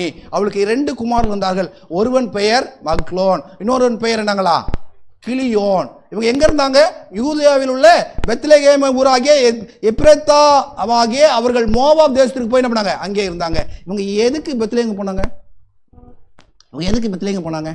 அதுக்கு அடுத்த வசனம் சொல்லுது பாருங்க, என்னங்களாம் எதுக்கு போனாங்களாம் அப்படின்னா, ஒன்று சொல்லுது, நியாயாதிபதிகள் நியாயம் விசாரித்து வரும் நாட்களிலே தேசத்துல என்ன வந்துச்சுங்களா, பஞ்சம் வந்தது. அப்ப ஏன் இவங்க போனாங்க அப்படின்னு வேதவசனம் சொல்லுது. There was famine. எங்க, காட்ஸ் லேண்ட்ல, எப்பிரைத்தா என்னப்பட்ட பெத்லகேம்ல. அதனால என்ன பண்ணாங்களா, அந்த இடத்தை விட்டு இவங்க எங்க போயிட்டாங்க, மோவாப்புக்கு போயிட்டாங்க. நல்லா தெளிவா புரிஞ்சுக்கிங்க, இந்த ஸ்டோரி மிக முக்கியம், அவசியம். அவங்க என்ன பண்ணாங்க, நகோமியினுடைய குடும்பம் தான் பொழைப்பதற்காக அங்க இருக்கிற பஞ்சத்தை விட்டு என்ன பண்றாங்க, அவங்க போறாங்க. பஞ்சம் யாரால கொண்டு வரப்பட்டது, வேதம் என்ன சொல்லுது பார்க்கலாமா? இந்த பஞ்சம் சாத்தானால ஒரு குறிப்பிட்ட நோக்கத்திற்காக என்ன பண்ணப்பட்டது, ஏற்படப்பட்டது என்பதை சந்தேகம் தேவை கிடையாது. ஏன்னா ஆதியாகமம் 45:7 சொல்லுது, பூமியிலே உங்கள் வம்சம் ஒளியாமல் இருக்க உங்களை ஆதரிக்கிறதுக்காக பெரிய ரட்சிப்பினால் உங்களை உயிரோடு காப்பதற்காகவும் தேவன் என்னை உங்களுக்கு முன்பாக என்ன பண்ணாரு, அனுப்பினாரு. அப்ப பஞ்சம் எதுக்கு வர்றது? சந்ததியை ஒழிப்பதற்கு. நான் சொல்றது உங்களுக்கு புரிஞ்சிச்சா? அப்ப எப்ராயித்தா என்னப்பட்ட அந்த பெத்லகேம்ல இந்த நகோமியினுடைய குடும்பம் நம்ம ஏற்கனவே வாசம் எங்க இருந்தாங்களா? எப்ராயித்தா என்னப்பட்ட பெத்லகேம்ல எலிமெலேக்கு, நகோமி, மக்லோன் மற்றும் கிளியோன் என்ன பண்ணாங்க இருந்தாங்க. அந்த தேசத்துல இருந்து அவங்க வளரணும். ஆனா அவங்களுக்கு ஆகாரம் இல்லை. ஆகாரம் இல்லைன்னா அந்த சன்னதி அழிஞ்சிடும். எனவே அங்கிருந்து அவங்க எங்க போனாங்க? மோவாப் தேசத்திற்கு என்ன பண்றாங்க? அங்க போறாங்க இல்லைங்களா? அப்ப இந்த பஞ்சத்தை பர்பஸா கொண்டு வந்தது யாரு? இங்க யோசேப்பு தெளிவா சொல்றாரு பாருங்க. என்னங்களா, வம்சத்தை ஒழிப்பதற்கு சாத்தான் என்ன வேணாலும் கொண்டு வருவான். அவன் கரெக்டா பர்ஃபெக்டா அந்த பெத்லகேம்ல கொண்டு வரான். அப்படின்னா எலிமெலேக்கினுடைய குடும்பத்தை அழிப்பதற்காக என்ன பண்ணா கொண்டு வந்தான். ஒருவேளை அங்க இருந்தா அவங்க அழிஞ்சிருப்பாங்களா என்னன்னு தெரியல. அந்த இடத்த விட்டு என்ன பண்றாங்க? அவங்க மாறி வராங்க. 45:8 சொல்லுது, அதனால் நீங்கள் அல்ல, தேவனே என்னை இவ்விடத்துக்கு அனுப்பி என்னை பார்வோனுக்கும் தகப்பனாகவும் அவன் குடும்பத்தை அனைத்திற்கும் கர்த்தனாகவும் எகிப்து தேசம் முழுவதற்கும் அதிபதியாக வைத்தார். என்ன அர்த்தம்னா, என்னை ஆண்டவர் ஆயத்தப்படுத்துறார். சாத்தான் பஞ்சத்தை ஏற்படுத்துறான். அந்த பஞ்சத்திற்கு ஆகாரத்தை யாரு ஏற்படுத்துறா? ஆண்டவர் ஏற்படுத்துறார். தெளிவா புரியுதுங்களா? இந்த வேதம் சொல்லுது, நீதிமானுடைய குடும்பம் அப்பத்துக்கு அழிஞ்சிருந்த என்ன பண்ணல, நானே பார்க்கல. நான் சொல்றது உங்களுக்கு புரிஞ்சுங்களா? அப்ப இங்க வேதம் நமக்கு தெளிவா சொல்லுது, சாத்தான் பர்பஸாவே என்ன பண்றான்? அந்த பஞ்சத்தை ஏற்படுத்தி just he want to destroy the families. அந்த வித்து வந்துடக்கூடாது. அப்ப பட்னியில யார் நம்முடைய பிதாக்கள் பட்னியில இழக்கணும். அந்த குடும்பம் முழுவதுமாக, நகோமியினுடைய குடும்பம் முழுவதுமாக என்ன பண்ணலாம்? இழக்கணும், அவங்க சாகணும். அப்படிதான் யாருடைய திட்டம்? சாத்தானுடைய திட்டம். அந்த எலிமெலேக்கினுடைய குடும்பம் முழுவதுமாய் என்ன பண்ணணும்? அழிக்கணும். அதான் சாத்தானுடைய எண்ணம். ஆனா இங்க ஒரு ஒரு திட்டம் ஆண்டவர் வச்சிருந்தார். என்ன பண்ணாருன்னா, அவன் பஞ்சத்தை ஏற்படுத்தினா ஆண்டவர் என்ன பண்ணாரு? பெத்லகேமை காலி பண்ணிட்டு எங்க போ? மோவாப்புக்கு போ அப்படின்னு சொன்னார். சரி, இப்போ இவங்க மோவா போயாச்சு. மோவா போன பிறகு என்ன நடக்குது? இங்க பஞ்சத்துல இருந்தாலும் இங்க பஞ்சத்துல செத்து போயிடுவோன்ற பயத்தினால தானே அவங்க எங்க போனாங்க? மோவா போனாங்க. why they went to what? Moab. Okay, here there is no food, the famine. Okay, to stop their death they went where? அங்க போனாங்க. ஆனா அங்க என்ன திரும்ப நடக்குது? போன இடத்துல பாருங்க, சொல்லுவாங்கல்ல, பட்ட காலிலேயே படும் கெட்டக்கூடியே கெடும் சொல்லுவாங்க. ஞாபகம் இருக்குங்களா பழமொழி? பட்ட காலிலேயே படும் கெட்டக்கூடிய என்ன பண்ணா கெடுன்னு சொல்லுவாங்க இல்லைங்களா? அதே மாதிரி தாங்க இங்க என்ன நடக்கு அப்படின்னா, அந்த பஞ்சத்துல இருந்து தப்பிக்க அந்த குடும்பம், எலிமெலேக் குடும்பம் அங்க போச்சு. ஆனா அங்க போன இடத்துல நகோமியினுடைய புருஷனாகிய எலிமெலேக்கு என்ன பண்ணா? இறந்து போனா. சாத்தான் நினைச்சது நடந்ததா? நடந்து போச்சுங்க. ஏண்டா எலிமெலேக்கு என்ன பண்ணிட்டாரு? இறந்து போனாரு. டெம்பரவரியா அவனுடைய கனவு ரொம்ப சந்தோஷம் ஆயிடுச்சு. ஆஹா, இந்த குடும்பத்துல இருந்து ஒருவேளை வித்து வரலாம், இந்த குடும்பத்துல இருந்து அந்த சந்ததி வரலாம், இந்த சந்ததியில வருகிற அந்த ரட்சகர் என் தலையை என்ன பண்ணலாம்? நசுக்கலாம், என்னை ஒண்ணும் இல்லாம பண்ணிடலாம். அதுக்கு நான் பண்ற பெரிய காரியம் தெரியுமா? பஞ்சத்துல குடும்பத்தை சாவடிக்கணும். இவங்க தப்பிச்சு போகின்ற பொழுது என்ன பண்ணணும்? அங்க போன பிறகு என்ன நடக்கு அப்படின்னா, யாரை சாகடிக்கணும்? அங்க போன பிறகு யாரை சாகடிக்கணும்னு நினைச்சாங்க? வேதம் சொல்லுது, எலிமெலேக்கு என்ன பண்ணிட்டான்? இறந்து போனான். அதுக்கப்புறம் வேதம் சொல்லுது, அவளுடைய 2 குமாரர்கள் மாத்திரம் என்ன பண்ணாங்க? இருந்தாங்க. புரியுதுங்களா? அதுக்கப்புறம் சாத்தான் என்ன பண்றான்னா, இன்னொரு திட்டத்தை போடுறான். என்ன திட்டம் போடுறான் அப்படின்னா, எலிமெலேக்கு இப்போ இறந்துட்டாரு, இனி சந்ததி வர முடியாதுன்ற ஒரு எண்ணத்துல அவன் என்ன பண்ணான்னா பிளான் பண்ணான். ஆனா யார் இருக்கிறா? அப்படியே குமாரர்கள் யார் இருக்கா? 2 குமாரர்கள் இருக்காங்க இல்லையா? 2 குமாரர்கள் இருக்கிறாங்க. இந்த 2 குமாரர்களுக்கு என்ன ஆகுது அப்படின்னு ஒருவேளை இந்த 2 குமாரர்கள் மூலமா வித்து வந்துச்சுன்னா, ஏற்கனவே 2 பிள்ளைகள் இருக்கிறாங்கல்ல, அதான் சாத்தானுடைய என்ன நடக்கு அப்படின்னா, இங்க பாருங்க, அவன் ரூத் 1:4 சொல்லுது, இவர்கள் மோவாபியருடைய பெண் கொண்டார்கள். யார்கிட்ட பெண் கொண்டாங்களா? மோவாபியர்கிட்ட பெண் கொண்டாங்க. மோவாபியர் எப்படிப்பட்டவங்க நமக்கு எல்லாம் தெரியும் இல்லையா? ஒருத்தி பேர் ஓர்பால், இன்னொருத்தி பேர் என்னதுங்க? ரூத். மோவாபியர் எத்தனை பேரு? இங்க வேதம் தெளிவா சொல்லுது, சந்ததி என்ன பண்ணுது? அப்படியே மாற ஆரம்பிக்குது. நம்ம எதுல வாசித்தோம்? ஆதியாகமம் 6 வாசித்தோம், ஞாபகம் இருக்கா? தேவனுடைய குமாரர்கள் என்ன பண்ணாங்க? மனுஷ குமாரத்திகளோடு கூட என்ன பண்ணாங்க? பெண் கொண்டார்கள். அதன் மூலமா சாத்தான் என்ன பண்ணா? கலப்படம் பண்ண ஆரம்பிச்சா. அதன் மூலமா அந்த வம்சத்தையே என்ன பண்ணா கலப்படம் பண்ணி விஷத்தை போட்டு என்ன பண்ணலாம் மாத்தலாம் என்ன பண்ணா நினைச்சான். அதே போலதான் இங்க என்ன பண்ணாச்சானா மோவாபிய பெண்கள் என்ன பண்ணாங்க, அவங்க பெண் கொண்டாங்க. அதன் மூலமா மாத்த அவன் சாத்தான் என்ன பண்ணியிருக்கலாம், திட்டம் பண்ணியிருக்கலாம். ஆனா இங்க என்ன நினைச்சு அப்படின்னா, சரி அப்படி நடக்கிற மாதிரி தெரியலடா. வந்த 2 மருமகளை பார்க்குறாங்க. இந்த 2 மருமகளில் இந்த ரூத் என்பவ வித்தியாசமா இருக்கிறாளே, அதுக்கு என்ன பண்ணணும் அப்படின்னு என்ன பண்ணா சாத்தான் பிளான் பண்ணான். அதனால வேதம் சொல்லுது, அவங்க என்ன பண்ணானா, அதுக்கு அடுத்த வசனம் சொல்லுது, என்ன வசனம் சொல்லுது அப்படின்னா, மோவாப் வந்து ரொம்ப துன்மார்க்கமானது. அதனால இங்கே வேதம் சொல்லுது அவளுடைய உறவு முறைகள் என்ன பண்ணணும், டோட்டலாக அழிச்சிடணும் அப்படின்னு. ஏன்டா வேதம் சொல்லுது அப்படிப்பட்டவங்க எங்கே வரக்கூடாது, கர்த்தருடைய ஆலயத்துக்கு மோவாப்பும் அம்மோனும் கர்த்தருடைய ஆலயத்துக்கு வர முடியாது. அப்படிப்பட்ட பாவ செயலில் அவங்களுடைய சமுதாயம் இருந்ததுனால ஆண்டவர் அதை என்ன பண்ணலை, அனுமதிக்கலை. ஆனால் என்ன நடக்கு தெரியுமா, ரூத் 1:5 பின்பு மக்லோன் கிளியோன் என்னும் அவர்கள் இருவரும் இறந்து போனார்கள். சந்ததி வந்துச்சா? ரூத்துக்கு பிள்ளை இருந்ததா? ஒரு பாலுக்கு பிள்ளை இருந்ததா? சந்ததி அழிஞ்சு போச்சு. சாத்தானுடைய திட்டம் நிறைவேறிச்சா? நம்முடைய வாழ்க்கையில் அப்படி நடக்கா நம்முடைய வாழ்க்கையில் நடக்குதா? உங்கள் வாழ்க்கை அப்படி நடக்குதா? நீங்கள் என்னென்னலாம் மேலே போகிறீங்களோ அடி வாங்குறீங்களா? அழிஞ்சு போகிற மாதிரி வருதா? எல்லாத்தையும் இழந்து போனோன்னு நினைக்கிறீங்களா? இங்கே பாருங்க, அவங்க somewhat they want to escape from Bethlehem to what? Bethlehem they want to come where? To Moab to live. There her husband died. Then afterwards they married what? Moab girls. Then what happens? They both also died. அப்போ அவளுக்கு எப்படிங்க இருக்கும், அப்படியே வாழ்க்கை எப்படி இருக்கும் யோசித்து பாருங்களேன். ஏன்னா நம்ம வாழ்க்கையில் ஏதோ ஒரு சம்பவம் நடந்துட்டா எவ்வளோ வேதனையாக பிடிச்சிக்கிறோம், எவ்வளோ கஷ்டமாக எடுத்துக்கிறோம். அடி மேலே அடி. யாருக்கு அப்படின்னா நகோமிக்கு. இங்கே வேதம் நமக்கு சொல்லுது, சாத்தான் மக்லோனையும் கிளியோனையும் என்ன பண்ணா கெடுக்க வேண்டிய அவசியம் கிடையாது. என்கிட்ட அவங்கள இல்லாமல் என்ன பண்ணிட்டாங்க, இறந்து போனாங்க.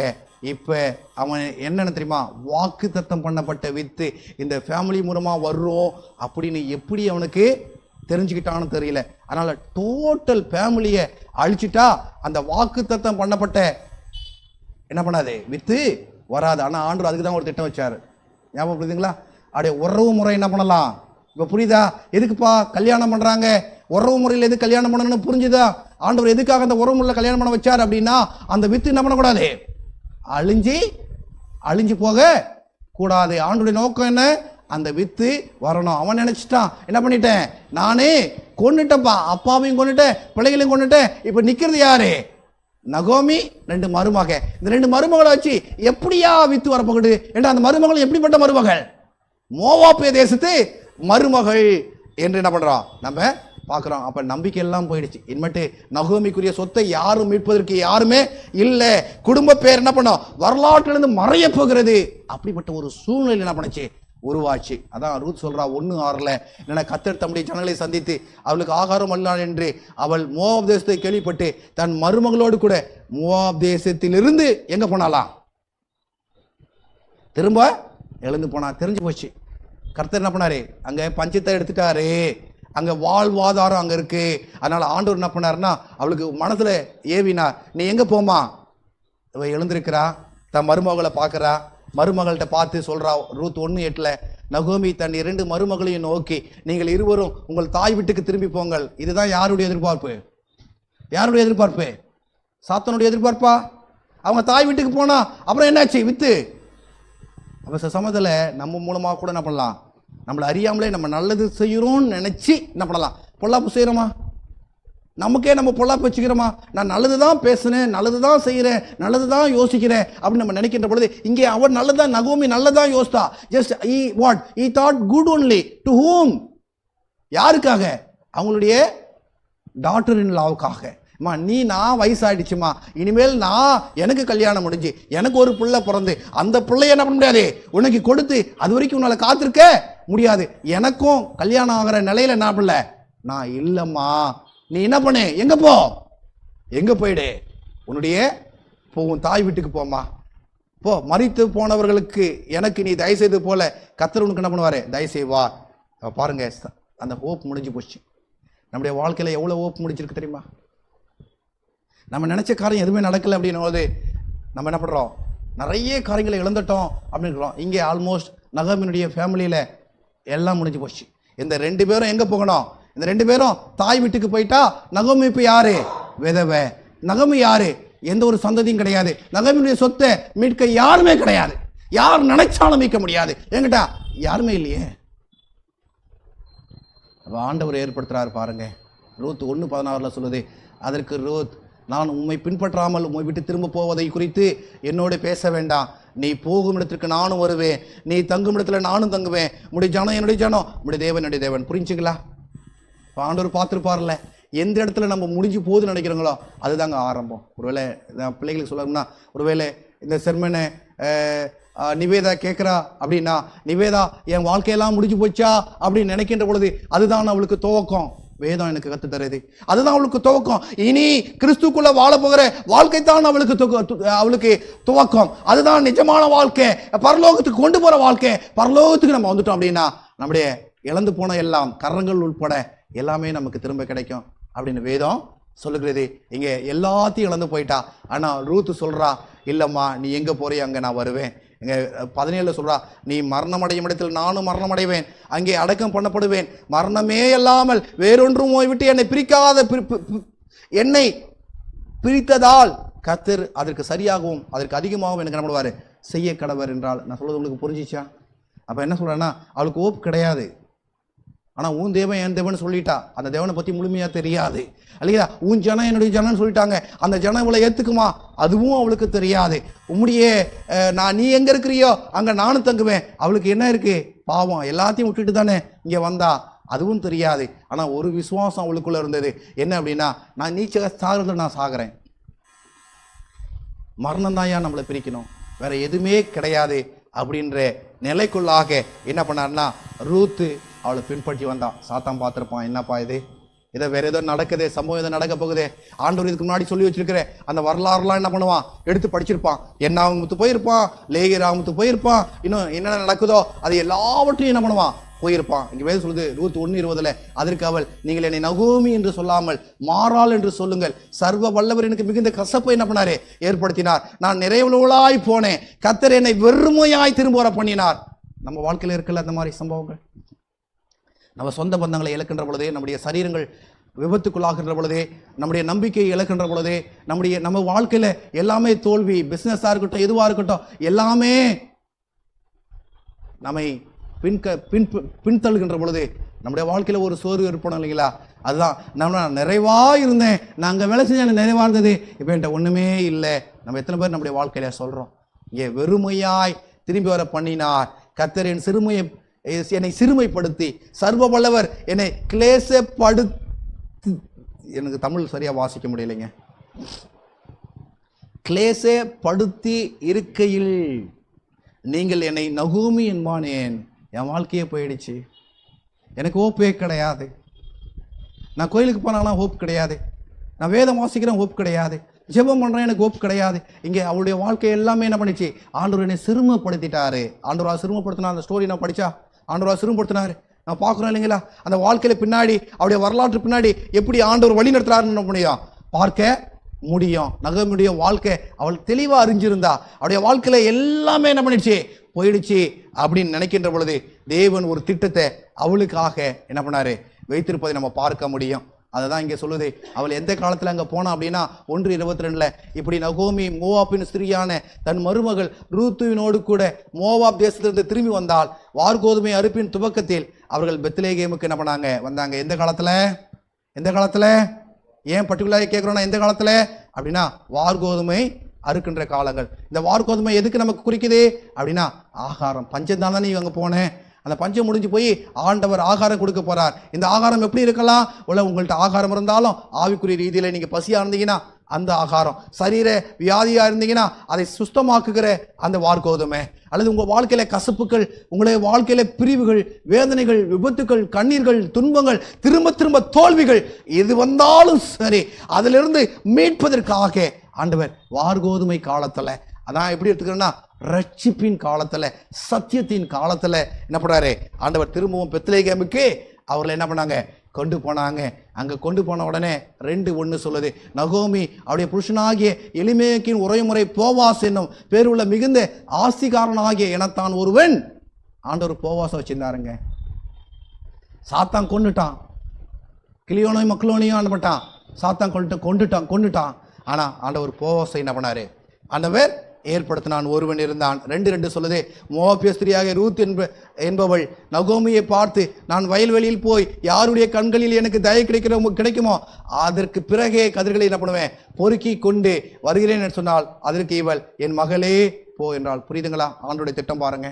வார்கோதுமை காலத்துல ஒருவேளை அது அறுவடை காலமா இல்லைன்னா இந்த போவாஸ் யாருன்னு அவளுக்கு என்ன பண்ணியிருக்கோம், ரொம்ப கஷ்டமா இருந்திருக்கும். ஆண்டவர் சரியான நேரத்துல சரியான நிகழ்வுகளை நம்முடைய வாழ்க்கையில ஏற்படுகின்ற போவாசாய் ஆண்டவர் நம்ம கூட இருக்கிறார். ரட்சகராய் ஆண்டவர் நம்ம கூட இருக்கிறார். என்ன நடந்தாலும் சரி, என் வாழ்க்கையில என் உயிரே போனாலும் என்னை மீண்டுமாய் உயிரோடு எழுப்பி அவரோடு கூட சேர்க்கிற பாக்கியத்துல என் ரட்சகர் என்ன பண்றாரு, இருக்கிறார். இந்த திட்டத்தை தான் ஆண்டவர் என்ன பண்ணாருன்னா, நகோமியினுடைய வாழ்க்கையில, என் வாழ்க்கை ஃபுல்லா கசப்பு என்று சொன்ன நகோமியினுடைய வாழ்க்கையில இல்லை மாறால் என்று கூப்பிடுங்க, ஆண்டவரை சிறுமப்படுத்தினாரு, ஆண்டவர் என்னுடைய வாழ்க்கையில கசப்பையே கொடுத்தாரு அப்படின்னு சொன்ன மகளுடைய வாழ்க்கையில ஆண்டவர் என்ன பண்றாருன்னா, ரட்சிப்பை என்ன பண்றாரு, கட்டளை இடுறாரு இல்லைங்களா? சாத்தான் ஒரு வேளை மறந்துட்டானோ என்னன்னு தெரியல. லேவியராகமம் 25:48 வாசிக்க நம்மனாச்சும் வாசிப்போம் இல்லைங்களா? அவன் விலைப்பட்டு போன பின்பு திரும்ப மீட்கப்படலாம், அவன் சகோதரில் ஒருவன் அவனை மீட்கலாம். புரியுதுங்களா? ஏண்டா இதெல்லாம் வாசிக்கும் போது நமக்கு என்னன்னு தெரியல. இப்போ புரிஞ்சுக்குங்க, உங்க சகோதரில் ஒருவர் என்ன பண்ணலாம், மீட்கலாம். தேவனுடைய பிள்ளைய நான் தான் யோசித்தேன், ஆண்டவரே 10 வருஷமா அந்த பிள்ளையை விட்டு ஒதுங்கி நின்றுட்டோமே, சத்தியம் சொல்ல வேண்டிய விதத்தில் ஒரு போதகரா பணி புரிந்து இருந்த பொழுதும் அவர்களுக்கு போய் சத்தியம் சொல்லி கடவுளுக்குள்ள கொண்டு வரணும். அண்ணா 10 வருஷமா வீட்டுக்கே போகலை அப்படின்னு இருந்துட்டுமே. இப்போ ஆண்டவர் எனக்கு ஞாபகம் கொடுக்குறாரு, போப்பா, ஒரு சகோதரன் ஒருத்தர் மீட்டு எடுக்கலாம். சகோதரனுடைய மகளுக்கு இப்படி ஏற்பட்ட ஒரு விபத்துல சகோதரன் ஒருத்தர் மீட்டுக்கு எடுக்கலாம், ஓடிப்போ. உங்களுடைய வாழ்க்கையில் அப்படித்தான். நீங்க வேற யாராவது நீங்க இழந்திருந்தீங்கன்னா இல்லையா, வேற யாராவது குடும்பங்களில் உங்களுக்கு செல்ல முடியாத குடும்பங்கள் இருக்கும் அப்படின்னா, ஒருவேளை தவறு முழுவதுமாய் அவர்கள் பக்கமாக இருந்தாலும் சரி அல்லது யார் பக்கம் இருந்தாலும் சரி, ஆண்டவர் எதை எதிர்பார்க்கிறாருன்னா, விலைப்பட்டு போன பின்பு திரும்பவும் என்ன பண்ணலாம், அது மீட்கலாம். அது யாரால முடியும், சகோதரனால முடியும். இதுக்கு தாங்க உறவுகள் அவசியம், சகோதரன் அவசியம், சகோதரிகள் அவசியம். உடன் பிறந்த எந்த உறவுகளையும் என்ன பண்ணாதீங்க, இலக்காரமாக நினைச்சிடாதீங்க. அது யாராக இருந்தாலும், அவங்க 7 மில்லியன் இருந்தாலும் பரவாயில்ல, அல்ல அவங்க உள்ள சத்தியத்துக்கு எதிராக போனாலும் பரவாயில்ல, என்ன பண்ணிடாதீங்க. எந்த ஒரு உறவையும் நீங்க யோசிக்காதீங்க. ஏன்னா இங்க யோசிச்சிருக்கலாம், இங்க போவாஸ் யோசிச்சிருக்கலாம். எப்படி யோசிச்சிருக்கலாம் அப்படின்னு சொன்னா, நீங்க எப்படி யோசிச்சிருக்கலாம், ஐயோ அவள் என்ன பண்ணிட்டா, மோவாபிய ஸ்திரியாச்சே அப்படின்னு அவ யோசித்து இருக்கலாம். இல்லையே, தேவன் ஏற்கனவே அவரையும் அழிச்சு அவங்களுடைய பிள்ளைகளையும் அழிச்சிருக்கிறாருன்னா அது ஏதோ சாபம் இருக்கும் போல இருக்கு அந்த குடும்பத்துல அப்படின்னு கூட என்ன பண்ணிருக்கலாம், யோசித்து இருக்கலாம். ஆனா தேவன் என்ன பண்றாருன்னா, ஒரு உணர்வுக்குள்ளே கொண்டு வர்றாரு. ஏன்னா தேவ திட்டங்கள் வித்தியாசமா என்ன பண்ணலாம், இருக்கலாம். அந்த வித்தியாசமா இருக்கிறதுக்கு ரூத் செஞ்ச காரியத்தை தெளிவா புரிஞ்சுக்கணும் இல்லைங்களா? நீ எங்க போறியோ அங்க போவேன், உன் தேவன் தான் என் தேவன் அப்படின்னா உன் சத்தியம் தான் என் சத்தியம் அப்படின்னு திரும்ப அந்த ரூத் போனதுனால நடக்கு பாருங்க, சகோதரன் மீட்கப்படலாம். இங்கே 25:49 சொல்லுது, அவனுடைய பிதாவின் சகோதரனாவது அவனுடைய சகோதர புத்திரனாவது அவன் குடும்பத்தில் உள்ள அவனை சேர்ந்த இனத்தாரில் எவனாவது என்ன பண்ணலாம், அவனை மீட்கலாம். தன்னால் கூடுமானால் தன்னைத்தானே மீட்டுக் கொள்ளலாம். அப்படி இல்லை அப்படின்னா யாராவது என்ன பண்ணலாம், மீட்கலாம். இந்த நகோமிக்கு ஒரு சந்தோஷமான வார்த்தை, இந்த நகோமிக்கு சந்தோஷமான ஒரு வாக்கு தத்துவம். எல்லாவற்றையும் இழந்து மாறா அல்லது சிறுமைப்படுத்தினார் ஆண்டவர் என்று யோசிக்கின்ற பொழுது அவனுக்குள்ள ஒரு புதுமை, ஒரு புதிய அதிசயம். இதை சாத்தான் கூட நினைச்சு பார்க்கலைங்க, சாத்தான் கூட நினைச்சு பார்க்கல. அதுக்கப்புறம் சாத்தான் எதனா செஞ்சான்னு நினைக்கிறீங்க? சாத்தான் கூட என்ன பண்ணல, இதை நினைச்சு பார்க்கல.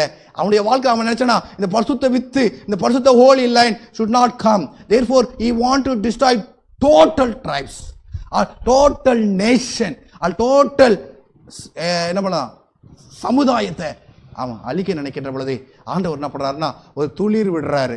எப்படின்னா, உன் சகோதரன் அல்லது சகோதரனுடைய உறவினார் அல்லது யாரா இருந்தாலும் சரி, உன் சகோதரன் என்ன பண்ணலாம், யாராவது ஒருவன் என்ன பண்ணலாம், மீட்கப்படலாம் அப்படின்ற ஒரு பெரிய சத்தியத்தை என்ன பண்ணாரு, ஆண்டவர் வச்சிருந்ததை பார்க்க முடியும். நீங்க லேவியராகமம் 25:25 படிச்சீங்க அப்படின்னா, உங்க சகோதரன் தரித்திரப்பட்டு உன் காணியாட்சியில செலவதை விற்றால் அவன் இனத்தான் ஒருவன் வந்து தன் சகோதரன் விட்டுறதை என்ன பண்ண முடியும், மீட்க கடவுள். நீங்க புரிஞ்சுங்களா? நான் ஏன் இதை சொல்கிறேன் உள்ள தயவுசெய்து நான் கொஞ்சம் முடிச்சிடறேன். என்கிட்ட ஆல்மோஸ்ட் நான் எண்டுக்குள்ளே வந்திருக்கிறேன். உங்கள் சகோதரர் யோசித்து பாருங்கள். ஒரு பணக்காரராக இருக்கலாம், உங்கள் சகோதரர்கள் பணக்காரராக இருக்கலாம், உங்கள் கூட பிறந்தவங்க உயர்ந்து இருக்கலாம். ஆனா சத்தியத்துல அவங்க என்ன பண்ணலாம்? தரித்திரர்களா இருக்கலாம். அவங்கள மீட்க வேண்டிய பொறுப்பு யாருது? உங்களுது. அந்த மீட்க வேண்டிய பொறுப்பு உங்களுது. அந்த சகோதரனை மீட்க வேண்டிய பொறுப்பு, அந்த சகோதரியை மீட்க வேண்டிய பொறுப்பு யாருது? யாருது? உங்களுதுங்க. ஒருவேளை இப்படி சொல்லுவோம் அப்படின்னா, தீபிகா சிஸ்டர், உங்க சகோதரியை மீட்க வேண்டிய பொறுப்பு யாருக்கு ஆண்டவர் கொடுத்துருக்காரு? யார்கிட்ட கொடுத்துருக்கிறாரு? உங்கள்கிட்ட கொடுத்துருக்கிறாருமா. சிஸ்டர் தீபா சிஸ்டர், உங்க சகோதரனை மீட்க வேண்டிய பொறுப்பை யார் கொடுத்துருக்கிறாரு? ஆண்டவர் உங்களுக்கு கொடுத்துருக்கிறாரு. அண்ணன் சுப்ராஜ் அண்ணன், உங்களோட சார்ந்த உங்களுடைய உடன் பிறந்தவர்களை மீட்க பொறுப்பை ஆண்டவர் உங்கள்கிட்ட கொடுத்துருக்கிறாரு என்ற வேதம் சொல்லுது. உங்க சகோதரர்களில் ஆவிக்குரிய ரீதியில யாராவது தரித்திரப்பட்டிருப்பாங்க அப்படின்னு சொன்னா அவங்களுடைய மீட்க வேண்டிய பொறுப்பு யார்கிட்ட இருக்கு? மறந்துடாதீங்கம்மா. அவங்களுக்காக உபவாசம் ஜெபம் பண்ணுங்க, அவங்களுக்காக ரட்சிப்பு கொண்டு வர ஜெபம் பண்ணுங்க, அவங்களுக்காக ஆண்டவருக்கு என்ன பண்ண கொண்டு வர ஜெபம் பண்ணுங்க. சிஸ்டர் நார்மன், உங்களுக்கு அந்த பெரிய பொறுப்பு ஆண்டவர் என்ன பண்ணிருக்காரு? கொடுத்திருக்கிறாரு இல்லைங்களா? மகா, உனக்கு பெரிய பொறுப்பை கொடுத்திருக்கிறாரு. உன்னுடைய சகோதரிகளை மீட்கும் பொறுப்பு ஆண்டவர் கொடுத்திருக்கிறார் இல்லைங்களா? இது ஒருவேளை ஆவிக்குரிய ரீதியில அவங்க தரித்திரப்பட்டு போய் கடவுளை விட்டு விலகி போய் எங்கனா இருப்பாங்க அப்படின்னா அந்த பொறுப்பு ஆண்டவர் யார் கையில்? நம்ம கையில கொடுத்திருக்கிறாருங்க. இதுக்கு தாங்க ஊழியத்துக்கு போகணும், இதுக்கு தாங்க ரட்சிப்பு சொன்ன நம்ம போகணுங்க. என் சகோதரி ஆண்டவர் அறியாம அவன் நரகத்துக்கு போனா, என் சகோதரன் நரகத்துக்கு போனா எவ்வளவு வேதனை இருக்கும். அப்ப அந்த பொறுப்பை யார் கையில கொடுத்தாரு? ஆண்டவர். அந்த வித்துவை மீட்கிற பொறுப்பை ஆண்டவர் நம்ம கையில கொடுத்துருக்காங்க. அவங்க எல்லாத்துலயும் மைனஸ் ஆனவங்க தான், அதை பத்தி கவலைப்படாதீங்க. அவங்க விற்கிறதுக்கு முன்னாடி போறவங்க தான், அதை பத்தி கவலைப்படாதீங்க. ஏன் கடவுளே இல்லைன்னு சொல்றவங்க அதை பத்தி கவலைப்படாதீங்க. ஆனா நீங்க செய்ய வேண்டிய பொறுப்பு என்ன பண்ணணும்? நீங்க செய்யணும் அப்படின்னு வேதம் சொல்லுது இல்லைங்களா? நீங்க எடுத்துங்களேன், லிட்டரலாவே எடுங்களேன். உங்க கூட பிறந்தவங்க ஆசீர்வாதம் சாப்பாடு இல்லாம கஷ்டப்படுறாங்க இல்லைங்களா? என்ன செய்றீங்க? உங்க சொந்த பந்தங்கள் எத்தனை பேர் ஒருவேளை ஆகாரத்துக்கு கஷ்டப்பட்டு இருக்கிறாங்க, என்ன செய்றீங்க? நீங்க 3 வேளை சாப்பாடு சாப்பிடுறீங்களே, உங்களால கொடுக்க முடியாது. ஏன்டா 3 வேளை சாப்பாடு ஒரு மனுஷன் சாப்பிடணும்? ஏன் ஒரு வேளை சாப்பாடை கட் பண்ணிட்டு அந்த ஒரு வேளை சாப்பாடை உன் சகோதரனுடைய பிள்ளைகளுக்காக, உன் சகோதரனுடைய பிள்ளைகளுக்காக, உன் அண்ணனுக்காக, உன் சித்தப்பாவுக்காக, உன் சித்திக்காக, உன்னுடைய அத்தைக்காக, உன்னுடைய ஆயாவுக்காக, உன்னுடைய பாட்டிக்காக, உன்னுடைய ஆட்சிக்காக, உன்னுடைய ஆவாளுக்காக கொடுக்க முடியுமா? நம்ம புரிய மாட்டோங்க. நான் நல்லா இருந்தா போதும், என் பிள்ளைகள் நல்லா இருந்தா போதும், அது எனக்கு போதும் அப்படின்னு நம்ம வாழ்ந்துட்டு இருக்கிறோம் இல்லையா? சரீர பிரகாரமும் அப்படிதான் வாழ்றோம், ஆவிக்குரிய பிரகாரமும் அந்த வாழ்க்கை பத்தாதுங்க. ஆண்டவர் சொல்றாரு, ஏண்டா உறவினர்ல யாரா இருந்தாலும் என்ன பண்ண முடியும்? உங்களுடைய குடும்பத்தை என்ன பண்ண முடியும்? மீட்டெடுக்க முடியும். ஏன்னா இங்கிலீஷ்ல சொல்லல. காரணம் என்ன அப்படின்னா, எனக்கு டைம் பத்தல, சாரி மன்னிச்சிடுங்க, நான் திரும்ப வேணா நீங்க கேட்கணும், நான் இங்கிலீஷ் சொல்லி தரேன். என்னால் சொல்ல முடியல, என்னடா சொன்னா எனக்கு டைம், நான் இதை முடிக்க முடியாது. என் தேவனுடைய பிள்ளைய எங்க? உன் சகோதரன் எங்க? உன் பிள்ளை எங்க? சாத்தான் கொல்ல நினைப்பான், சாத்தான் கலப்படம் பண்ண நினைப்பான், சாத்தான் உயிரெடுக்க நினைப்பான். ஆனா ஆண்டவர் கூட இருக்கிறாருங்க. அதை என்ன பண்ணிடாதீங்க, மறந்துடாதீங்க. எந்த பிள்ளைய ஆவிக்குரிய வாழ்க்கையில உயர் நினைக்கிறீங்களோ, உங்களுடைய வாழ்க்கையில எத்தனை கஷ்டங்கள் வந்தாலும் தெளிவா ஒன்று புரிஞ்சுக்குங்க. இந்த நகோமியின் வாழ்க்கையை போல அதை விட மோசமா மாறி போனாலும் சரி, நகோமி வாழ்க்கையில ஆண்டவர் போவாசை கட்டளையிட்டவர். உங்களுடைய வாழ்க்கையில என்ன பண்ணுவாரு? அப்படிப்பட்ட நிலைக்குள்ளாக உங்களை கொண்டு வருவார் என்பதை நம்ம மறந்துடாதீங்க. இங்கே வேதம் சொல்லுது ரூத் 4:5, அப்போது போவாஸ் நீ நகோமியின் கையிலே அந்த வயல் நிலத்தை வாங்குகிற நாளிலே மருத்துவனுடைய சுதந்திரத்தில் அவன் பேரை நிலைநிற்க பண்ணும்படிக்கு அதை மரித்தவன் மனைவியாகிய மோவாப்பிய ஸ்திரியான ரூத் கையில் வாங்க வேண்டியது என்றான். என்னங்களா? அந்த மோவாப் ஏன் சொல்லுது அப்படின்னா, மோவாப் லோத்துக்கு பிறந்தது மகள் மூலமா. அந்த பிறப்பு ஆண்டவர் அனுமதிக்கல, வேற வழி கிடையாது. அந்த சாத்தானுடைய திட்டத்தின்படி என்ன பண்ண, டோட்டலா எல்லாத்தையும் கெடுக்கணும் அப்படின்னு நினைக்கிறான். ஆனா ஆண்டவர் என்ன பண்றாருன்னா, அந்த மோவாப்பிய ஸ்திரீ மூலமாக ஒரு வெளிச்சம், இருட்டுல இருக்கிற ஒரு டார்ச் லைட்டு, அல்லது ஒரு மின்னுக்கிட்டான் பூச்சி சொல்றோம் இல்லையா, மின்னுகின்ற ஒரு பூச்சி, அதனுடைய லைட்டு பெரிய ஹோப்புக்குள்ளாக என்ன பண்ணதுன்னா வழி நடத்துது. இங்க ரூத் கையில அந்த இதை வாங்கணும்னு நினைக்கிறேன் சொல்றாங்க. 4:9 சொல்லுது, ரூத் 4:9 சொல்லுது. அப்போது போவாஸ் மூப்பரையும் சகல ஜனங்களையும் நோக்கி, எலிமெலேக்குக்கு இருந்த எல்லாவற்றையும், கிளியோனுக்கு இருந்த, மக்லோனுக்கு இருந்த எல்லாவற்றையும் நகோமியின் கையிலே வாங்கி கொண்டேன் என்பதற்கு இன்றைய தினம் யாரு சாட்சி? நீங்க சாட்சிங்க. இப்ப மீட்க வேண்டிய போவாஸ் நீங்க தாங்க. உங்க குடும்பத்தை மீட்க வேண்டிய போவாஸ் நீங்க. நீங்க ஆணா இருங்க, பெண்ணா இருங்க, உங்க குடும்பத்துல யார் வறுமையில் இருக்கிறாங்களோ அவர்களை மீட்க வேண்டிய போவாஸ் நீங்க. உங்க குடும்பத்துல யார் ஆவிக்குரிய வறுமையில் இருக்கிறாங்களோ அவர்களை மீட்க வேண்டிய போவாஸ் நீங்கெல்லாம் மறந்துடாதீங்க. அதுக்காக தரித்திரம் பட்டாலும் பரவாயில்லைங்க. ஏடா இங்கே ஒரு நபரை கொஞ்சம் யோசித்து பாருங்க. நீங்கள் சாட்சி அப்படின்னு சொல்லுது. அயல் வீட்டுக்காரிகள் நகோமிக்கு ஒரு ஆண் பிள்ளை பிறந்தது என்று வாழ்த்தி அவளுக்கு ஓபேத் என்று பெயரிட்டார்கள். அவன் தாவீதின் தகப்பனாகிய ஈசாக்கின் தகப்பன். தெளிவா புரிஞ்சிச்சிங்களா? எல்லாமே இழந்து போச்சு, என்ன மாறான்னு கூப்பிடுங்க அப்படின்னா அப்படியே வாழ்க்கையில மற்றவர்கள்லாம் பார்த்து என்ன பண்றாங்கன்னா சொல்றாங்க, ஒரு இது நகோமிக்கு ஒரு ஆண் பிள்ளை பிறந்தது, அது தாவீதின் தகப்பனாகிய ஈசாக்கின் தகப்பன். வேதம் சொல்லுது அதுதான் யாருன்னா இயேசுவின் உறவினர்.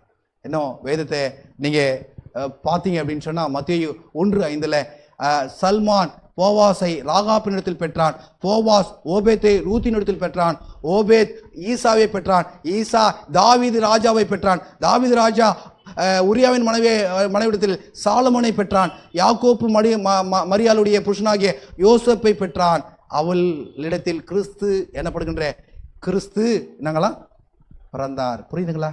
யார் பிறந்தாரு?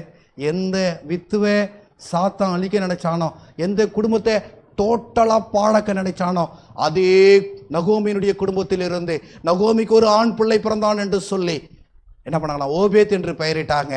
அந்த வம்ச வழிதாங்க இயேசு என்கின்ற ஒருவர் நம்மை அடிமைத்தனத்திலிருந்து மீட்டெடுப்பதற்காக, இந்த மனித குலத்தையே அடிமைத்தனத்திலிருந்து மீட்டெடுப்பதற்காக என்ன பண்ணாங்க பிறந்தாங்க. ஏட்டா இந்த உலகத்துல யாரும் இல்லை, நீதிமான்கள் இல்லை, எல்லாரும் பாவம் செய்து தேவ மகிமையற்றவர்களா என்ன பண்ணாங்க மாறி போனாங்க. இப்பதாங்க அந்த மகிமையை மீட்டெடுப்பதற்கு வேதம் சொல்லுது யோவான் 1:14 அந்த வார்த்தை மாமிசமாகி, அந்த வித்து மாமிசமாகி கிருபையினாலும் சத்தியத்தினாலும் நிறைந்தவராய் நமக்குள்ளே வாசம் பண்ணினார், அவருடைய மகிமையை கண்டோம். அது பிதாவுக்கு ஒரே பேரனுடைய மகிமைக்கு ஏற்ற மகிமையாய் இருந்தது. பிள்ளை நீங்க எபிரேயர் 2:14 பார்க்கும்போது ஆதலால் பிள்ளைகளின் மாமிசத்தையும் இரத்தத்தையும் உடையவர்களாயிருக்க அவரும் அவர்களைப் போல மாமிசத்தையும் இரத்தத்தையும் உடையவரானார். மரணத்திற்கு அதிகாரி ஆகிய பிசாசானவனை தம்முடைய மரணத்தினாலே அழிக்கும்படிக்கு ஜீவகாலம் எல்லாம் மரண பயத்தினாலே அடிமைத்தனத்துக்குள்ளானவர்கள் யாவரையும் விடுதலை பண்ணும்படி அப்படி ஆயிற்று. வித்து வந்துடுச்சுங்க, வித்து வந்துடுச்சு. சபைகளிலே இவளை உங்களுக்கு சாட்சியாய் அறிவிக்கும்படி இயேசுவாகிய நான் என் தூதனை அனுப்பி நான் தாவீதின் வேறும் சந்ததியும் பிரகாசமுள்ள விடிவெள்ளி நட்சத்திரமாக இருக்கிறேன். என்னால் எக்ஸ்பிளைன் பண்ண முடியல, என்கிட்ட நிறைய இருக்கு. அப்போ விடிவெளி வந்துடுச்சுங்க, வம்சம் வந்துடுச்சு. எந்த வம்சத்தை சாத்தான் அழிக்க நினைக்கிறானோ அவன் கெஸ் பண்றான். இந்த பிள்ளைங்க ஆவிக்குரிய வாழ்க்கையில் இருக்கிறாங்க, இவங்க ஆவிக்குரிய வாழ்க்கையில வளர்ந்தா. இன்னைக்கு ரொம்ப சந்தோஷமா இருந்தது. பிள்ளைகள் 2 பேர் பாட்டு பாடினாங்க. என்னம்மா எழுந்துருங்கம்மா இல்லைங்களா? ரொம்ப அதிகமாக மிஸ் பண்ணுறது யாருமா? நீங்கள் பாட்டி உட்காருங்கம்மா. அவங்க ரொம்ப அதிகமாக மிஸ் பண்ணுறது யார் தெரியுமா? யாருங்க? பாட்டி. இன்னைக்கு அவங்க பாட்டு பாட காரணம், அவங்க கத்தருக்குள்ள உயர்ந்து இருக்க காரணம் அருமையான அம்மா. நினைக்கிறீங்களாம்மா? அழிக்க முடியாது. அவங்கள எடுத்துட்டா பிள்ளைங்க ஆவிக்குரிய வாழ்க்கையில் வளர மாட்டாங்களா? சாத்தா வம்சத்தை என்ன பண்ணுறான்? அழிக்க நினைக்கிறா. ஆனா ஆண்டவர் என்ன பண்றாரு? பிரகாசமான ஒளியை என்ன பண்றாரு? சத்தியம் என்கின்ற ஒளியை, இயேசு என்கின்ற விடிவெளியை ஆண்டவர் வச்சிருக்கிறாருங்க. நான் நினைக்கிறேன் நீங்களும் என்ன பண்ணுங்க, வம்சங்களை நகோமியை போல என்ன பண்ணுங்க, அநேகரை வாழ வைங்க. போவாசை போல அநேகரை வாழ வைங்க. அவளுடைய வம்சத்துல தாவீதின் குமாரன், தாவீதினுடைய வேர். ரொம்ப இந்த வசனத்தை கொஞ்சம் பாருங்களேன். என்னங்களா நான் யாருங்களா? ஏன் சொல்ல தெரியுமா? நான் தாவீதின் வேறு சந்ததி அண்ணே. அந்த தாவீதை பிசாசு அழிக்க பார்த்தான். எப்படி அழிக்க பார்த்தான் அப்படின்னா ஆபேல்ல தொடங்கி என்ன பண்ணா கிளியோன் வரைக்கும் என்ன பண்ணா அழிக்க நினைச்சான். அவங்களை அழிச்சிடணும், அவங்களை விடக்கூடாது. இவங்க கடவுளுக்குள்ள, இவங்க தான் கடவுளுக்குள்ள இவங்களை வளர்க்குறாங்க. எனவே அவங்களை அழிச்சுட்டா அவங்க கடவுளுக்குள்ள வளர மாட்டாங்க அப்படின்னு என்ன பண்றான்? சாத்தான் அழிக்க நினைக்கிறா. ஆனா ஆண்டு சொல்றாரு, நீ எந்த சந்ததியை நீ அழிக்க நினைச்சியோ அந்த சந்ததியினுடைய வேர் நானியா. அந்த சந்ததியினுடைய பிரகாசம் உள்ள விடிவெளி நானே. இனி நான் நட்சத்திரம். யாரு? யாக்கோபுடைய நட்சத்திரம். இனி என்ன யாரால என்ன பண்றாரு?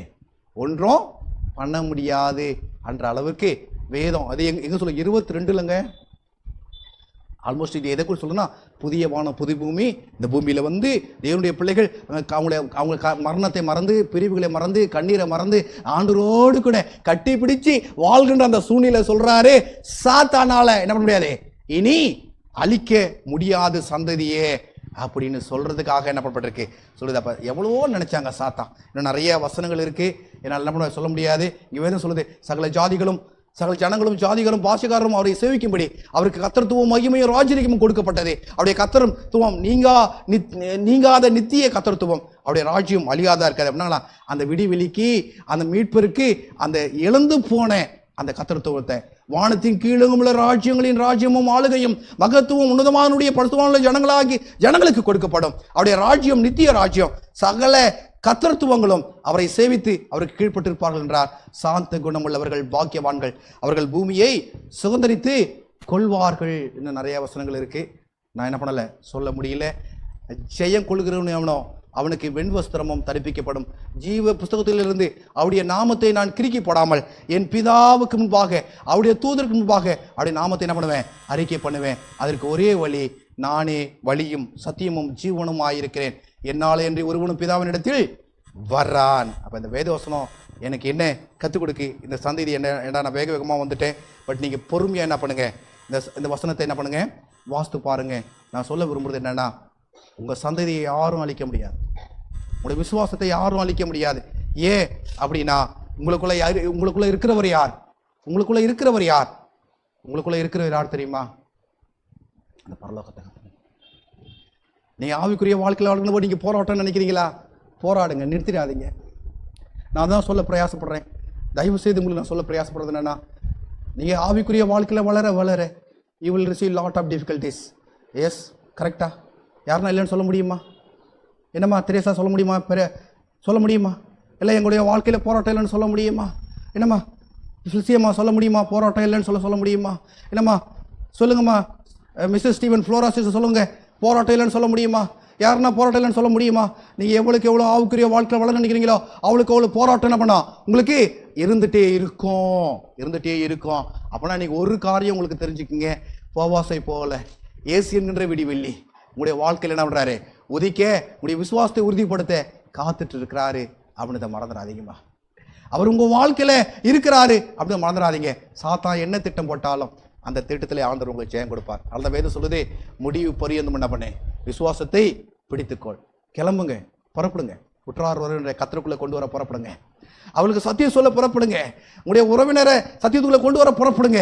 நம்ம போதும், சத்தியம் கேட்டது போதும். எவ்வளோ கேட்டுட்டே இருக்கிறோம், கேட்டு நமக்குள்ளே வச்சுட்டு இருக்கிறோம். அதை அடுத்தவங்களுக்கு சொல்றது இல்லை. போங்க, உங்கள் சகோதரனை மீட்டு கொண்டு வாங்க, உங்களுடைய சகோதரியை மீட்டு கொண்டு வாங்க, உங்களுடைய இனத்தான மீட்டு கொண்டு வாங்க, உங்களுடைய பிள்ளைகளை மீட்டு கொண்டு வாங்க, இந்த உலகத்தை மீட்டு கொண்டு வாங்க. அந்த வேலையை ஆண்டவர் எப்படி திரும்ப செஞ்சாரு, தன்னுடைய ஜீவனை கொடுத்து செஞ்சாரு. அதனால எது இழக்காம இதெல்லாம் நடக்காது. நீங்க இழந்தே ஆகணும். உங்கள் சொத்து பத்துக்களை இழக்கணும், அல்லது நீங்கள் சேர்த்து வச்சுக்கிறத இழக்கணும், உங்களுடைய மேன்மையை இழக்கணும், உங்களுடைய மகிமையை இழக்கணும், அல்லது உங்கள் பொசிஷனை இழக்கணும். ஏதாவது ஒன்று இழந்தாதான் உன் சொந்த பந்தங்களை என்ன பண்ண முடியும், மீட்டெடுக்க முடியும். புரியுதுங்களா? சாத்தான் அழிக்கிற வேலையை செய்கிறான், ஆண்டவர் காப்பாற்றுற வேலையை செய்கிறாரு. இனி உங்கள் வாழ்க்கையில் எது நடந்தாலும் அதுக்கு காரணம் யாரும் இல்லை, தேவன் இல்லை. தேவனுக்கு தெரியாமல் இது நடக்காது. ஆனால் உங்களுடைய அழிவுக்கு அவர் காரணம் இல்லை. உங்களை காப்பாற்ற அவர் போராடுகிறார் என்பதை மறந்துடாதீங்க. விசுவாசத்தை நில்லுங்க. ஆண்டவர், sister Uma, God is with you. Sorry, I could not tell everything in English. Everything in English. Okay, don't ever think, okay, your life is going to end. Don't ever think like that. Okay, sister, near Uma sister பக்கத்தில் இருக்கிறாங்களே அண்ணா Varalakshmi, don't ever think that, okay, your life is going to end.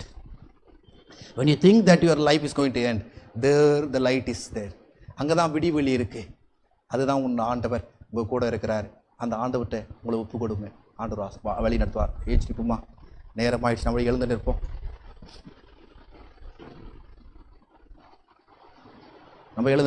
ஆண்டவருக்காக நம்ம எழுந்து நிற்போம். எத்தனையோ பிள்ளைங்க கஷ்டப்படுறாங்க. ஏன்னா இந்த சத்தியம் தெரியாமல் எத்தனை பேர் கஷ்டப்படுறாங்க. எல்லாத்துக்கும் காரணம் ஆண்டவர் தான். ஆண்டவருக்கு கண் இல்லை அப்படின்னு விசுவாசத்தை விட்டு என்ன பண்ணுறாங்க, பின்மாறி போயிடுறாங்க. கதறாதீங்க. என்ன இழந்தாலும் சரி, எதை இழந்தாலும் சரி, ஆண்டவர் உங்க கூட இருக்கிறார். அதை மறந்துடாதீங்க. ஒருவேளை இந்த சகோதரி, ஒருவேளை நான் நிவேதாக்கு மாத்திரம் இந்த சத்தியத்தை நான் சொல்லிட்டேன்ல, உங்கள் அனைவருக்கும் தான் நான் சொல்கிறேன். எதை இழந்தாலும் கடவுளை இழந்துடாதீங்க. கடவுள் உங்க கூட இருக்கிறார், அவர் வழி நடத்துகிறார். எனவே தான் நிவேதா ஜீவனாக இருக்கிறார். ஏன்னா அவருக்கு ஏற்பட்ட ஆபத்தில் கையில் ஏறின லாரி இன்னும் 1 இன்ச்சு இன்னும் கொஞ்சம் ஸ்பீடாக இன்னும் கொஞ்சம் தூரம் போயிருந்தாலும் லைஃப் முடிஞ்சிருக்கும். அப்படியே இங்கே தோள்பட்டையிலிருந்து அப்படியே தோள்பட்டையிலிருந்து ஃபுல்லாக சதைகள் ஃபுல்லாக அப்படியே பிஞ்சி ரத்தங்கள் நிற்காம இருந்த உயிரை காப்பாற்றி கொடுத்துருக்கிறார் அப்படின்னா ஏதோ ஒரு திட்டம் இருக்குது. மகளுடைய வாழ்க்கையில் ஏதோ ஒரு திட்டம் இருக்குது. அந்த அந்த அந்த திட்டத்தின் மூலமாக நமக்கும் நம்முடைய வாழ்க்கையில் திட்டம் வச்சுட்டு ஆண்டவர் நம்மளை வெளிப்படுத்துகிறார். கண்ணை மூடுவோம். யாராவது முன்பாக வந்து முடிவு ஜெபத்தை செய்ய முடியாது கேட்டுக்கிறேன். ஐயா சாம்சன் ஐயா முன்னாடி வாங்க, முடிவு ஜெபத்தை செய்ய முடியாது என்பதை